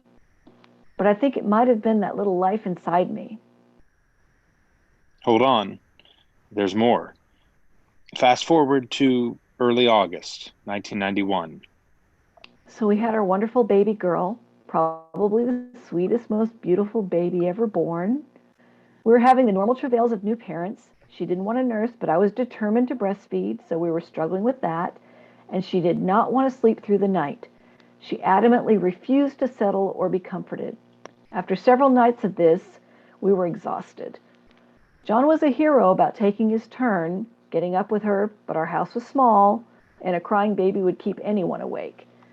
Finally, as we were at the ends of our shared ropes, she seemed to settle, and we crawled back into bed. I was just starting to drift off when she started crying again. John and I both groaned. Then we heard it. "Shh, little one, Mommy and Daddy need to rest." I sat straight up in the bed.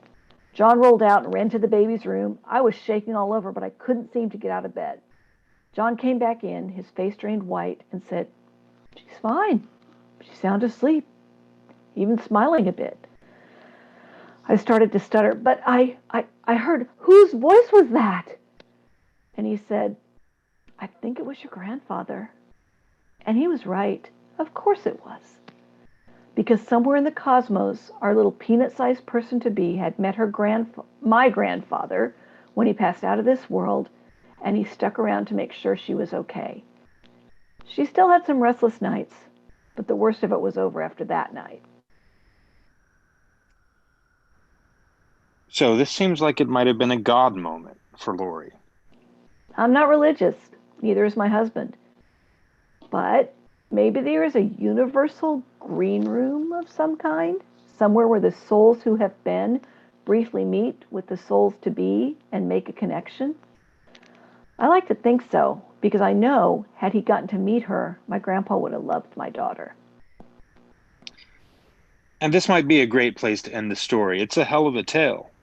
Two souls tethered through time and space. But there's more. And this is where it turns toward the shocking. So maybe it was just my daughter. It's 1995, and my almost 4-year-old and I are in our little house near the fairgrounds in Tulsa, watching The Lion King on video and eating breakfast. She suddenly turned to me and said, "Mommy, what was that bang?" I hadn't heard anything, so I said, "What bang?" She said, "Mommy, it was a big bang." I didn't think anything of it. She gave me that look that all children do when parents are being particularly obtuse and went back to watching her movie. I checked the clock and noticed it was a bit after 9 a.m., so I told her it was time for us to finish breakfast and get dressed for our day. We dressed, did dishes, watched the rest of The Lion King, then Pinocchio, and colored and played until lunchtime. I decided to take her to McDonald's for lunch. Yeah, I'm that parent. So that she could play a little bit in their play place and I could read and keep an eye on her. We got in the car and I turned on the radio. It's hard to say exactly what happened at this point. There was definitely an explosion. We have to assume from the destruction we see that there are injuries and quite possibly deaths. It's a horrific scene. You see, the date was April 19th, 1995, and there was a big bang a little after 9 a.m. A terrifyingly big bang that killed 168 people and injured hundreds more at the Murrah Building in Oklahoma City, over 100 miles from our little house in Tulsa. Maybe it was the little girl after all.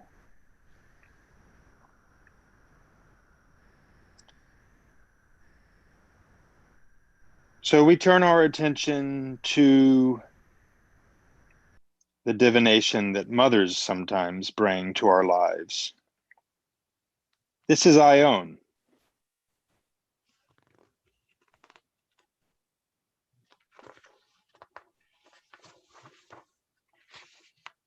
You're on mute. Sorry. You have to unmute yourself. Yeah.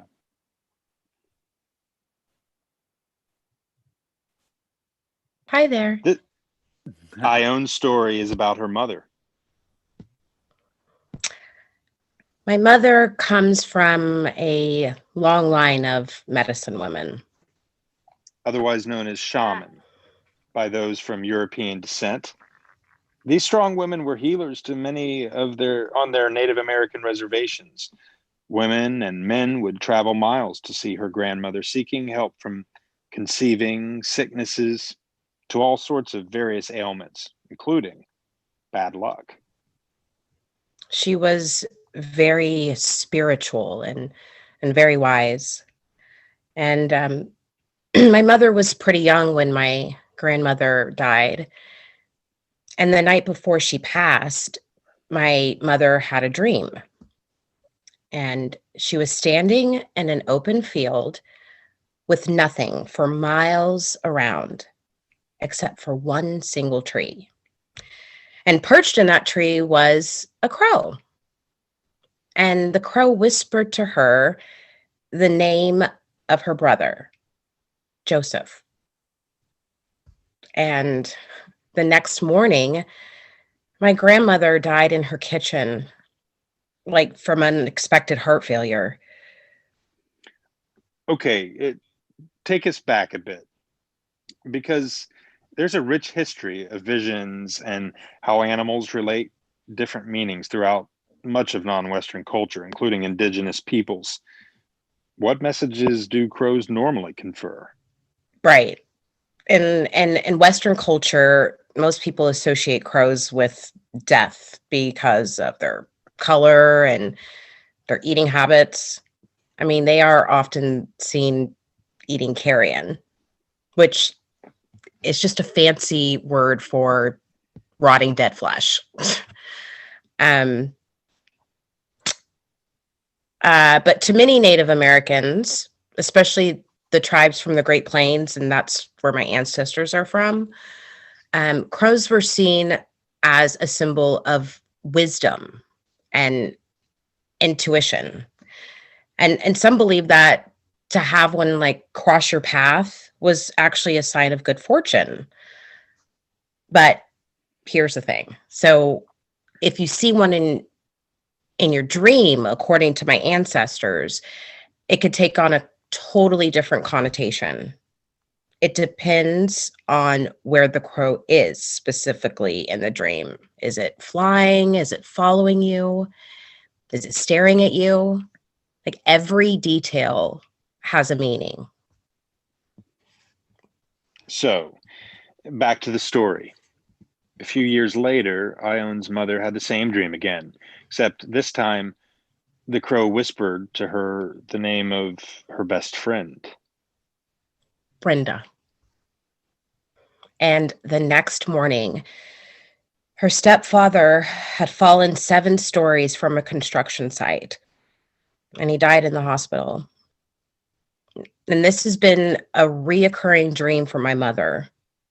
And every time it precedes somebody's death. But yet every time the crow whispers the wrong name. 2 nights before Ione graduates from Temple University, her parents flew in from Tulsa, Oklahoma to Philadelphia, Pennsylvania. And before they'd left Tulsa, my mother had told me that she had this overwhelming feeling of dread. Why is this? Overwhelming feeling of dread, which was not normal for my mother. I mean, she loved traveling and loved visiting me in Philly. I mean, she'd been there so many times, and this particular trip should be filled. Why would this particular trip be filled with dread? Yeah, so upon arriving in Philly, Ione's father called her with more disturbing news. My father had told me that my mother had had a panic attack on the plane, which is totally out of character for my mother. She's never been someone to have panic attacks, like ever. And when I finally talked to my mother, she told me what happened. Ione's mother had that same dream about the crow the night before their trip to Philly. I was shocked to hear that she'd had, the dreaded dream of the crow, especially during a time when there was supposed to be joy. So, trying to be as calm as I could, because obviously my mom was very stressed out, I asked her, "What name did the crow whisper to you?" It said no one's name. And she said it to me with this look I'd never seen on my mother's face before. It just looked at me. Later that night, around 2 a.m., Ione's father received a call from her uncle Joseph, who had been staying at their house to watch the animals while they were in Philadelphia. My Uncle Joseph had been asleep downstairs on their couch when this horrific storm came through Tulsa. And there had been this fire because lightning had struck the house. And the lightning had struck the house directly over my parents' bed, just a foot away from where my mother sleeps. That was the last time her mother had a dream about the crow. So I have to tell you one thing. I now have a reoccurring dream. And strangely and eerily enough, the same. Open field, one lone tree, but no crow. And I told my mother about this, and she said, that's how my dream started. So now I'm like dreading the day that the crow may whisper a name.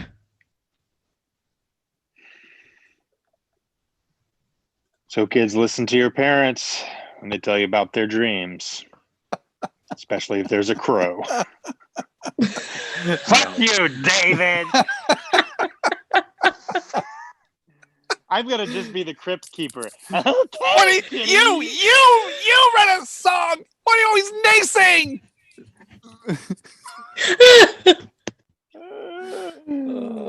Okay.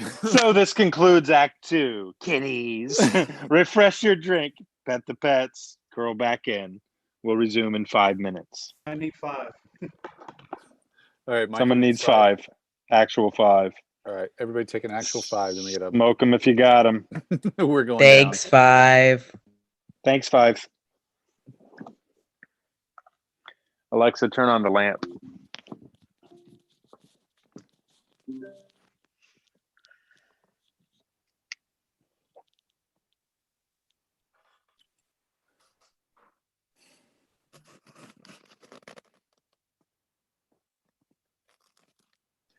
Fortunately for John, there's only one lamp in his house. So Alexa knows which one to turn on.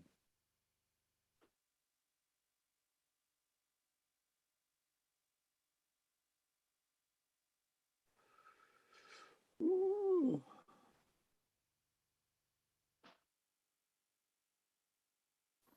Hey, Brooke.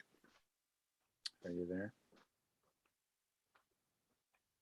I see you, little sneaker.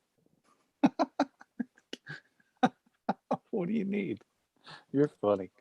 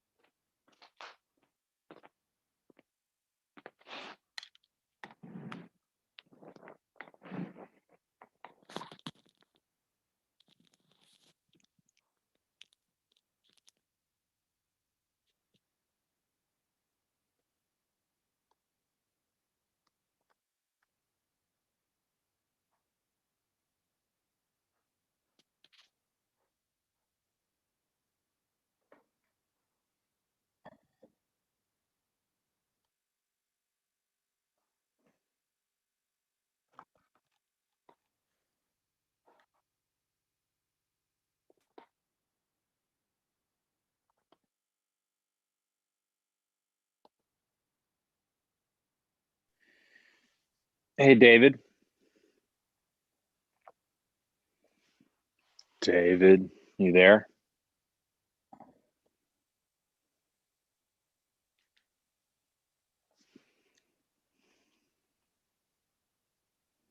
You're all by yourself, John. Oh God. In a testament. I came to save you. Testament to my parenting skills. We're having a Frozen marathon this evening.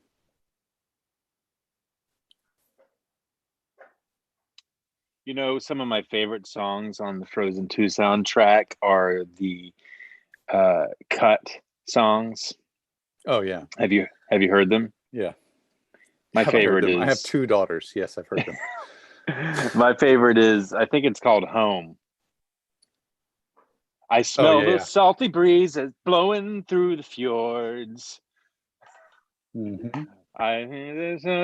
There's old board meet old board. I pretend to laugh in. Wonder how much can I give this home my home? Wandering through the streets with everyone doing all of their stuff.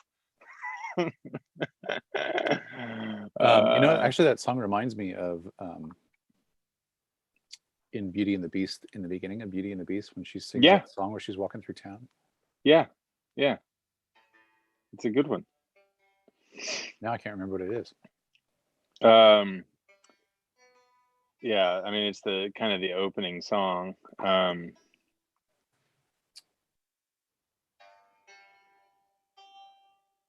Can't think of it all of a sudden. All the bell. If little Susie's here, we can get going. Let's go. Hey, David. So is the light for me? Is that working for you?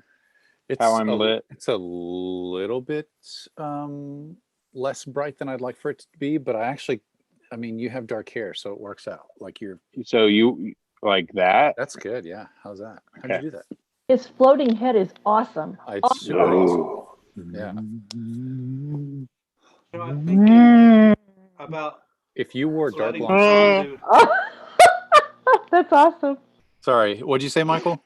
Oh, I said I'm thinking for each one of these, let John introduce, and I'll start the music with the storyteller, and just an idea so that we kind of get a clear sense of what might happen, and then the idea that the music is accompanying the storyteller, and not so much John, because I'm almost feeling like John needs to talk without me, but I was thinking it was in reverse, like the storytellers need to talk without you. Really?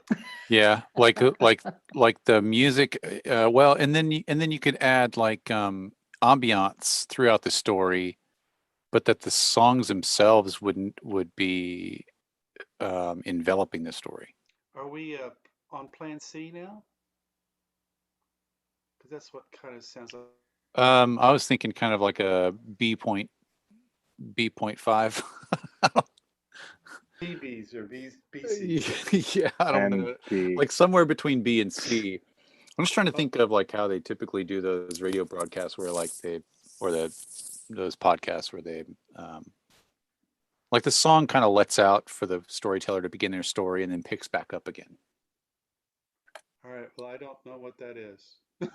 That's all right. I mean, we need to that's just design that.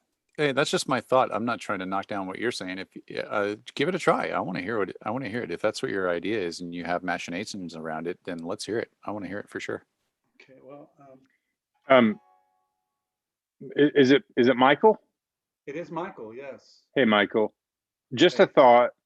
So you had this. I love the guitar with the story speakers, but you had this sort of thing that you played the other night that was kind of loud, so we cut off. But you know what I'm talking about? I do. David and I and Brooke spent an hour and a half, almost 2 hours today, trying to figure out how to get that back in, and we can't.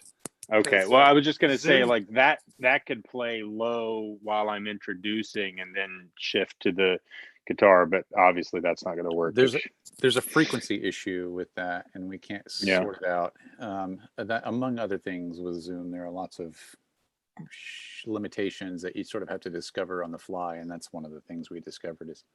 So Mike, maybe you just go play that. If he was to play that, yeah. Well, it's the same issue.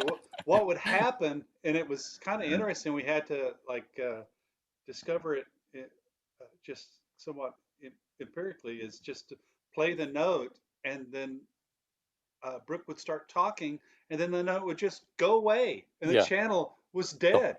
The whole channel would just like block So it out. Zoom is like going, I'm out of here. You're So playing low notes, man. No, there's some sort of wave superposition that cancels it out. Yeah, it's I think it's measured in hertz. Yeah, but It's yes, what you said is right. Opposing amplitudes. Okay, let's get going. All right. What if I do this at the beginning of every act?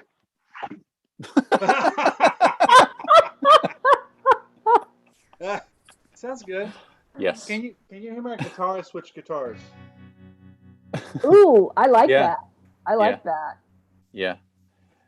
It's got that. Are we it's ready? it's on the edge of that warbling though. Just FYI. Well, it's warbling on purpose. I got it Okay. tremolo. Okay. Yeah.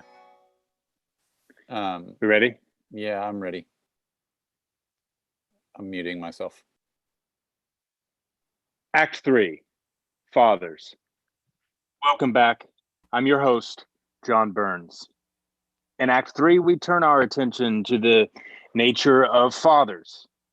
Fathers' willfulness, fathers' protectiveness, fathers' interminable sense of humor. Who can resist a cosmic dad joke? We all know David Lawrence can't. Let's pass the flashlight and begin Act 3. When a person reaches the end of his or her life, how do they say goodbye? How do they communicate the love and significance of a lifelong relationship with someone else? Our next story comes from Fort Worth, Texas. Meet Susan. Being the firstborn child to two ambitious and driven parents, I had many expectations placed upon me. It was understood that I would go to college, graduate, and become the next Barbara Walters. I'm only slightly joking about the Barbara Walters bit. Susan's mother spent a lot of one-on-one time with her and focused on her early childhood development.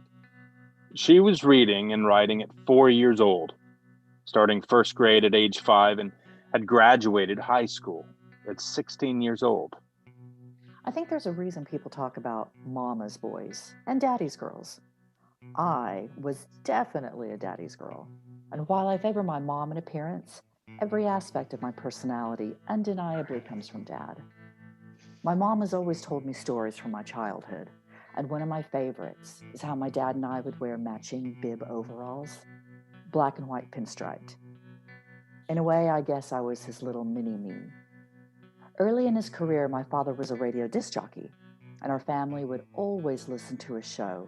And whenever he would play a request or dedicate a song to us, it was magic. I can remember the morning he called my mother, telling her to turn on the radio. He had played Wake Up Little Susie by the Everly Brothers and dedicated it to me. In elementary school, everyone knew my dad was on the most popular rock station in Detroit.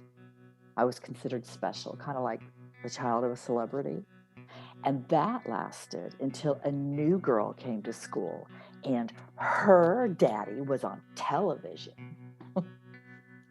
High parental expectations are often coupled with strict discipline. And for many kids, the response is to rebel. Yeah, my teenage years were really tough for me. Well, and the whole family. My dad was a strict disciplinarian and was especially hard on me and my baby brother.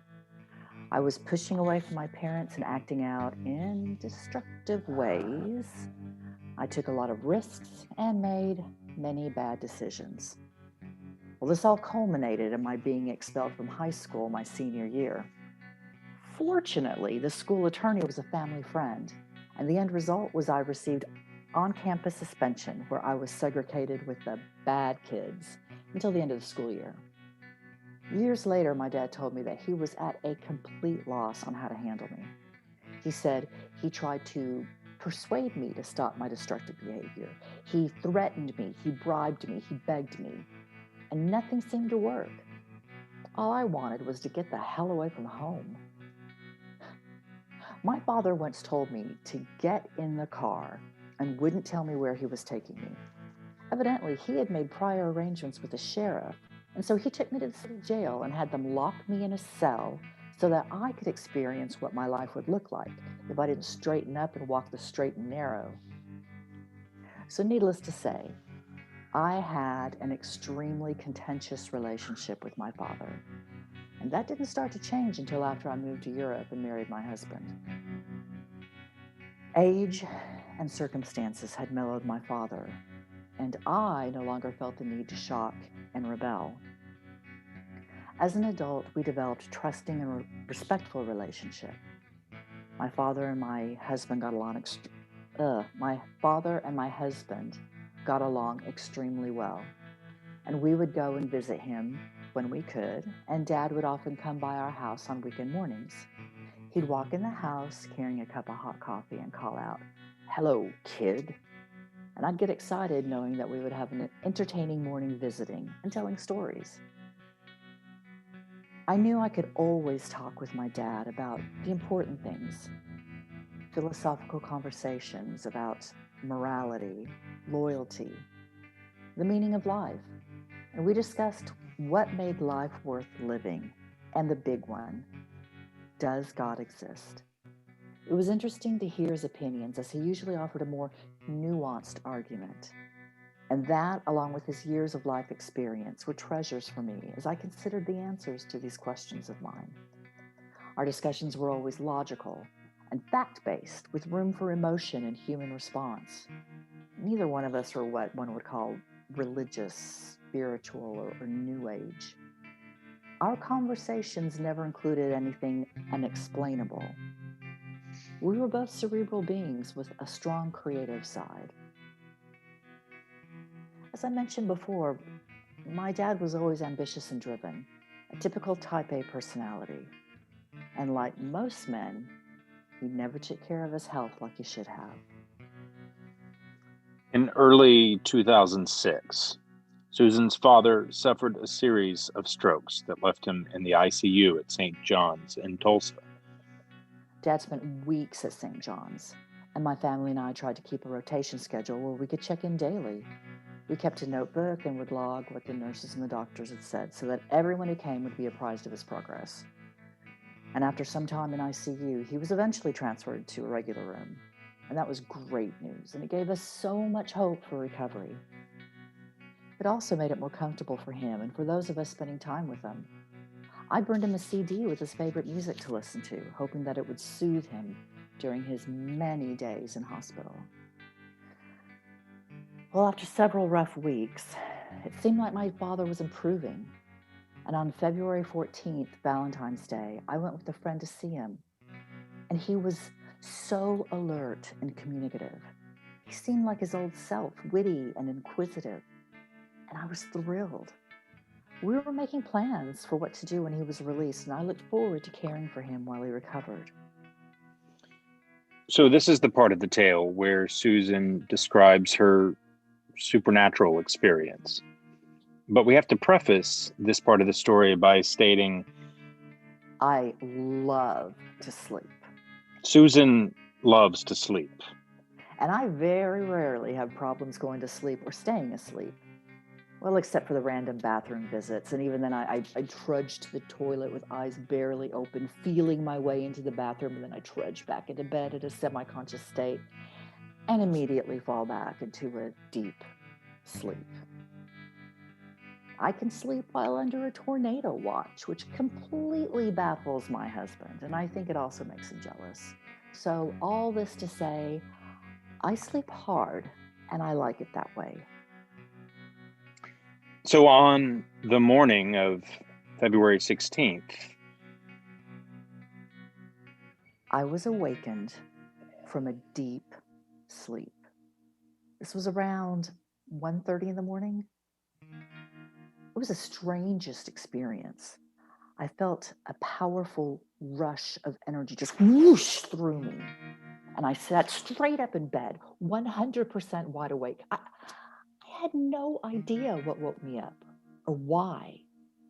I just knew that I felt a rush of energy that entered me. It felt urgent. It felt significant. I sat for a moment wondering at the strangeness of it. And then I decided to go to the bathroom and return to bed. It wasn't 5 minutes later that the phone rang. My husband answered and called me to the phone. It was my sister sobbing, saying, "I'm sorry. I am so sorry. He's gone. We've lost him." Imagine being in Susan's situation. What would you think? You know, I can't tell you when I made the connection, if it was instantaneous or the epiphany happened later. But I knew that that burst of physical energy that whooshed through me happened at the exact moment of my father's passing. And I know it was him letting me know and saying goodbye. I can't tell you how I knew, except that I just accepted this as an unwavering truth. And there was no need to Google search if anyone else had ever experienced something similar, or if there were blog posts about something like this. I just knew deep in my core. I later shared this with my sisters, and neither experienced this. It was just me. And to me, that made sense. I'm not saying I was my father's favorite, but our relationship was, in my mind, much deeper. My father was an extraordinary man, and I am who I am today because of him. I thank him, I love him, and I miss him. Many times a father's love never leaves, and we turn ourselves to another story of a daddy's girl and her love for her father. Catherine was born in 1958 in Okmulgee, Oklahoma. Hello. At 6 years old, Catherine's life took a major turn. Yeah, 1964 was a banner year for me. Television was a big deal. I remember seeing the Beatles on the Ed Sullivan Show. JFK. I remember the assassination of John F. Kennedy, and I remember watching his funeral on our little black and white television. That's also the year her father saved her life for the first time. It was late in January, and it was a Sunday night. So, as usual, my mother and my two older sisters were at church doing various activities, and my dad was home with me doing the books, as he called it, for the feed store that he owned. I was watching my favorite television show, My Favorite Martian. And when a commercial came on, my 6-year-old self decided that that would be a good time to go into my sister's bedroom and nose around. And I found a bottle of fingernail polish remover on the dresser. And I thought that was pretty cool because that's what big girls did. And as the youngest of 3, I wanted to be like the big girls. So, of course, I picked it up, messed around with it, opened it up, and managed to spill it all over my shirt. I didn't want to get in trouble, so I decided to dry it before my dad could see it. And remember that this is 1964, and we did not have central heat and air in our house, but we did have gas floor furnaces and gas wall heaters. So, for those who aren't familiar, a gas floor furnace or a gas wall heater is an open flame in one of a number of available metal coverings. But in most cases, the flame was readily accessible. So there's a bathroom that is between my sister's bedroom and the den where I'd been watching television. And because it was late January, the gas wall heater was turned on. And that's obviously where I decided to dry my shirt, which was a bad idea. Of course, my shirt ignited. My torso was belching flames. And I think I must have gone into shock immediately because I wasn't screaming. I remember crying. I remember running in place, but that's all I could do. I could see my dad around the corner of the den, punching numbers into an adding machine. And I heard him say, "What's the matter, honey?" But he didn't come. And I wanted to cry out to him, talk to him, yell, but all I could do was cry. And I could hear the sound of the adding machine as he was punching in the numbers, click, click, click. Shh. And he said again, "What's the matter, honey?" But I could do nothing but continue to cry. Finally, I see him stand up, come around the corner. He sees me and he starts walking toward me, but it's like watching a movie in slow motion. But finally, he was there and he grabbed me around the waist. He pushed my body into his own, and we went to the floor, and he was able to smother the flames with his own body. Then he wrapped me in a blanket and he drove me to the hospital. When I got to the hospital, I remember being under a metal frame that had a light bulb screwed into the middle of it, and the sheet was pulled over the frame so that nothing would touch my body. A couple of days after I'd been there was a little girl across the hall from me who had burned her back as badly as I'd burned my front, and she died of her injuries. I was later told that when that happened, a nurse pulled my dad aside and told him that it was urgent that he get me to Hillcrest Hospital in Tulsa, or that I would most likely die too. So I was rushed by ambulance to Hillcrest Hospital here in Tulsa.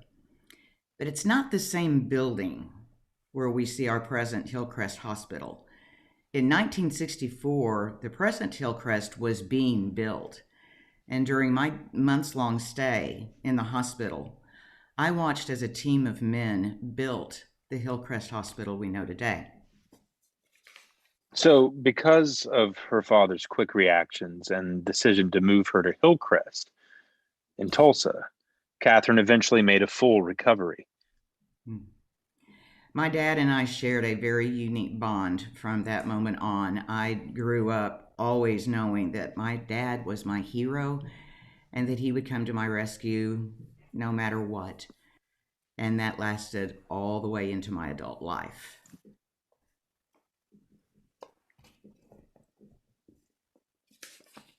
Did I miss a cue?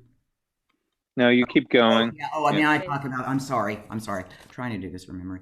The thing that I remember most about my dad was the way that he smelled. Dad was a chain smoker. And in the 60s and the 70s, you could smoke almost anywhere you wanted, and he did. He smoked a combination of cigarettes, pipe tobacco, and cigars. And the combination of those tobaccos made for a very unique smell, one that was very, very distinctive and unique to my dad.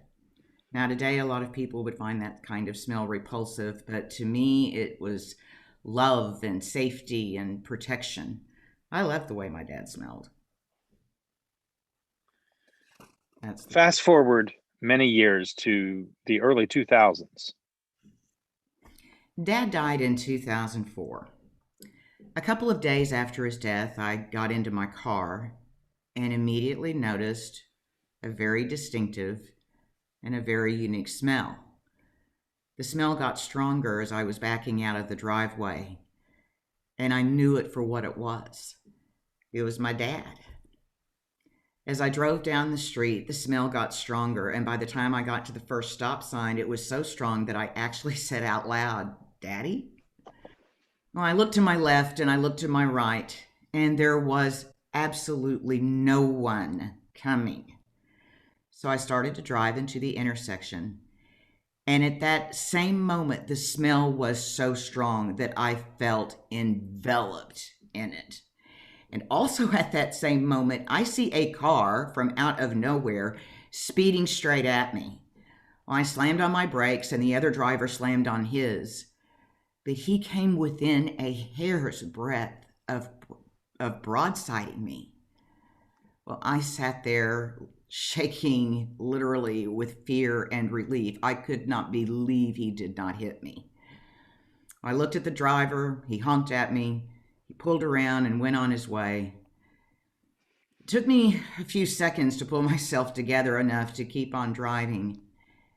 And as I did, I noticed that the smell was dissipating. And by the time I reached the next stop sign, it had vanished completely. I know my dad was in the car with me that day. There is no possible way that that smell could have been in my car any other way. And I know what I smelled. Nothing and nobody smells the way my dad does. And when I had time to think about it, I wasn't surprised. He was doing what he'd been doing all of my life, protecting his little girl. So sometimes ghosts can. I'm getting an echo. Oh, it's Tim. Damn it. God damn it.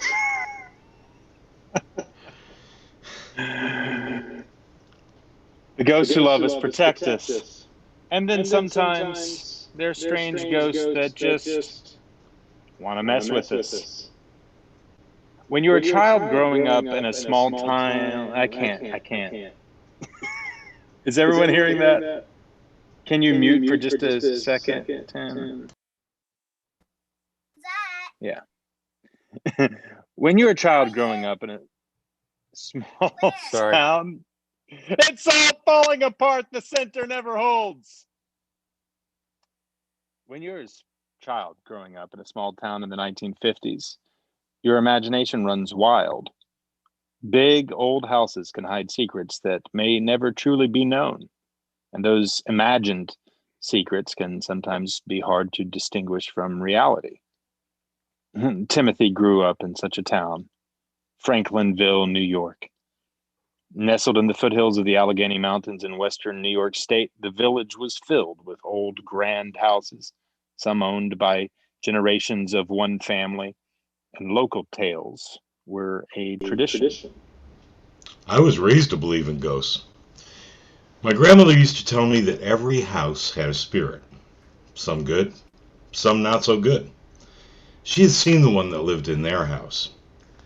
And during the 1930s, my grandparents, who had emigrated from Italy, lived with my mom and her 3 sisters in a big old house in Auburn, New York. Now, they all lived on the first floor, and they rented out the second floor to make ends meet. My mom and her 3 sisters all slept in one bed. One night, my grandmother woke up and she saw a young girl walk past her bedroom door into the living room. And rather than follow the girl, she just looked around the corner into the next room in which the daughters were asleep to see which one was out of bed. They were all sound asleep. My grandmother, who would call you the next day if she had a dream about you, said the spirit in their house was good. I would walk by the old houses in our town, many of which I had been told were haunted, and I was wondering when it was my turn to see a ghost. I'd have feelings when I was near certain houses, or when I was in my grandparents' house, but I never really saw any evidence. My mom and my Aunt Yolanda would talk about dreams they had, usually around the time of someone's death. But the dreams were usually dismissed as coincidence or funny. But I secretly wished that it would happen to me. Just some concrete evidence. Lilydale, New York is a spiritualist community about an hour from Franklinville. I had heard stories of the people who had visited, but it was considered strange, and my parents always found a way to avoid a trip, which was frustrating to me. I wanted some answers. While attending college in Buffalo, New York in 1975, Tim may have gotten his wish. When I was a junior in college, some friends and I rented an apartment on Linwood Avenue in Buffalo. The street was lined with old Victorian houses that had been divided into apartments. It was close to Canisius College in Buffalo State. We found a second floor apartment with 3 bedrooms, a huge kitchen and bath, and a big second story front porch. And we had a separate entrance on the side of the house. Some epic parties were thrown in that apartment. We'd been there a couple of years when a couple of college friends, Marianne and Billy, who were regular visitors at our place, found an apartment 3 houses away. Now, their apartment was in this big gray house right next to the parking lot for Millard Fillmore Hospital. The house had been divided rather strangely. It had a big front porch. You entered the door on the porch, and you walked up a flight of stairs, and there was their apartment, which also had a second-story front porch like ours. The people who lived on the first floor entered through the back and didn't have access to the front porch. Marianne and Billy actually rented the second and third floors in the front. Marianne had her bedroom on the second floor, and Billy had his in the back on the third floor. Now, the rest of the floor was a big room that, no surprise, hosted a lot of gatherings. So, it was close to the end of August, and it was a typical college moving day. We had plenty of beer and pot and pizza. We would order pizza when we were done. And Billy and Marianne pulled up in the U-Haul. We had everything upstairs within a couple of hours. I think there were 6 of us working.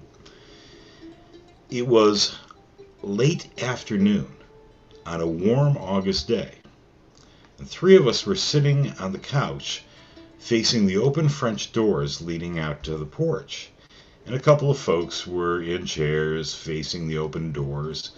Marianne was in the kitchen behind us starting to unpack boxes. We had our beers, somebody was rolling a joint, we were discussing whether to get pizza or whether to get wings and pizza. Like I said, it was a late afternoon on a sunny day. Suddenly, we all felt a stiff breeze coming from our backs. And there was no window or door. We all stopped and we looked at each other. And I got up and I walked into the kitchen. I looked at Marianne and I asked, "Did you feel that?" She nodded her head. "I think you have a ghost," I said, kind of joking. Well, we ate our pizza and we started to help Billy and Marianne unpack. By Billy's room, on the third floor, there was a door leading to the back stairway. It was locked, but the key was in the door, and being college students, we were compelled to explore. We opened the door. The stairway had some old window shades, some couple of paint cans, and some other crap stored in it. But directly opposite the door was a window that faced out to the backyard. And on the windowsill was a painting, a small painting, about 8 by 10. It was a series of circles that looked like they had been drawn in one motion. But somehow, where the circles intersected, it formed a face. And it was painted in shades of blacks and browns and yellow and green. And we immediately knew this was our ghost. We decided to leave the picture where it was, and we locked the door. Marianne named him Edwin. Edwin would reveal himself whenever you visited. He would suddenly pop into your field of vision and immediately disappear when you tried to focus on him. You'd turn on the light in the bathroom and Edwin would be standing in the shower. You would see him hiding behind the half wall when you went up to the third floor. Sometimes you would see Edwin from the shoulders up, and other times he was a full figure in black. But always with an indistinct version of that painting as his face, and always smiling. We would often have our dogs with us, and the dogs were never frightened, but they stayed on the second floor. It seemed like Edwin liked having us around. He liked playing jokes on us. One evening we had dinner, and we were sitting around and talking in the living room, and our new friend Cindy excused herself, and suddenly we heard a terrified scream from the bathroom. We all looked at each other. They had forgotten to tell her about Edwin. Damn, we forgot to tell her about Edwin. One night, about 2 in the morning, Marianne woke from a sound sleep. Edwin was standing by her bed, and he wasn't popping in and out like usual. Marianne said he seemed urgent, and he just stayed. So Marianne got out of bed. She said Edwin led her upstairs to Billy's room. She found Billy with a 104-degree fever. She managed to get him downstairs into the car and drove him next door to the emergency room just before his appendix burst. Tim had his evidence. I think knowing Edwin has given me an acceptance of my own beliefs and a confidence in them. I've lost track of Marianne and Billy and, of course, Edwin, but I will never forget them. And I have felt how thin the veil is on many occasions. When you walk in my friend Dorothy's house in Franklinville, you can still smell her grandfather's cigars. He died in 1965. I was very good friends with Maxine Andrews of the Andrews Sisters, and I was with her when she passed in 1995. For 3 days beforehand, any store we walked into was playing the Andrews Sisters. When I'm feeling down, I'll hear a song by the sisters on the radio or in a movie soundtrack or playing as background music in a store. I finally got to Lilydale in 2005 after my dad had passed. Seated in the amphitheater, one of the spiritualists pointed to me from the stage, saying, "There are two spirits watching over you, if you listen to them, a tall man and a small woman. Whenever I dream of my grandmother, who was 4'8", the events will happen literally." I found an old journal the other day. The night my mother died, I dreamed about my father, who was 6'2". Nothing is ever the end, just different.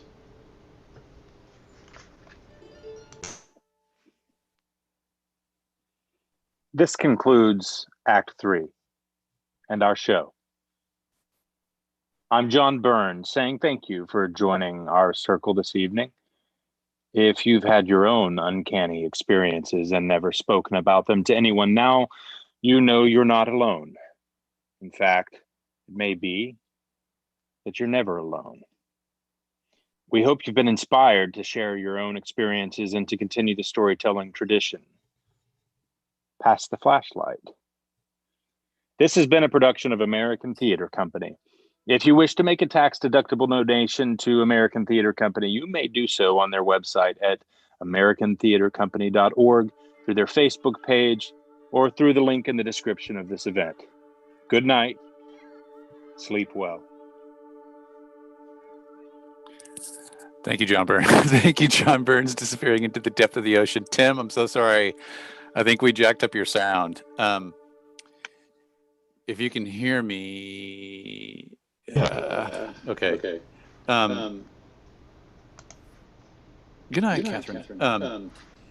I think we're going to try to test again with maybe putting everybody's settings back to default and then just seeing if we can. The whole point of that was to fix the guitar sound. Yeah. If we can have the speakers sounds at default and then have the guitar still work, I think we'll probably go back to that.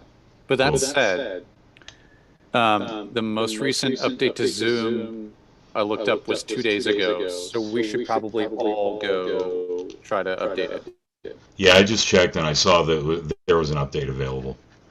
So what I'll do is go and update myself because I'm also not updated, and then I'll look up to see if there are any sound engineers that have suggestions as to what the new settings should be. That's kind of how we found this setup in the first place.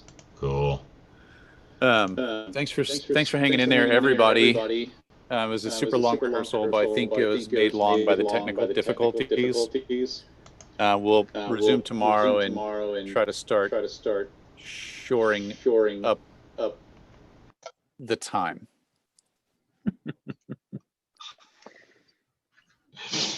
All right. Okay. So David, I won't be here tomorrow. I told you that. Yeah, I'll do your part tomorrow. Thank you, Tim. Hey, David. Yes, sir. I just made a couple of notes. Do you want to chat on here, or do you want to chat offline, or what? Just call me, so that way I can run downstairs and make sure the girls are okay. And then Brooke's kind of waiting on us to get off of here too. Well, we don't. Okay, and we don't have to do it tonight. I just made a couple of notes that we'll get together on it before next Wednesday. What are the dogs barking at? Oh, okay. Sorry, John. We'll get together on it before next Wednesday. Hey, call me real quick in a minute. Anyway, I want to talk to you about your computer situation. Oh, okay. All right. Well, you just call me when you're ready. I don't have any. Okay, sounds good. All right, I'll call you in a minute. Bye. All right, everybody else good? Anybody have any questions or anything? I won't be here. I don't get off work till 7:30 tomorrow. Okay, so I'll just host if you'll set me up with the link, I'll just log in and host the meeting tomorrow. We'll have to figure out how, because there's a lot of times in the script where like the storyteller will have a few short sentences and then we'll cut back to the host. Do you want me to keep the host on while they do Yeah, that? just keep him up. So anytime where he's going to have to come back, there's no sense in like bouncing the screen back and forth. The only time when it would even, and I don't think that we have the technical capacity to make it work like that, but there's a couple of exchanges where it's a little bit comical, but for the most part, it's fine to just leave him up there unless he's away for 30 seconds or more. Okay. And I kind of want to try to get to the bottom of why Zoom isn't letting us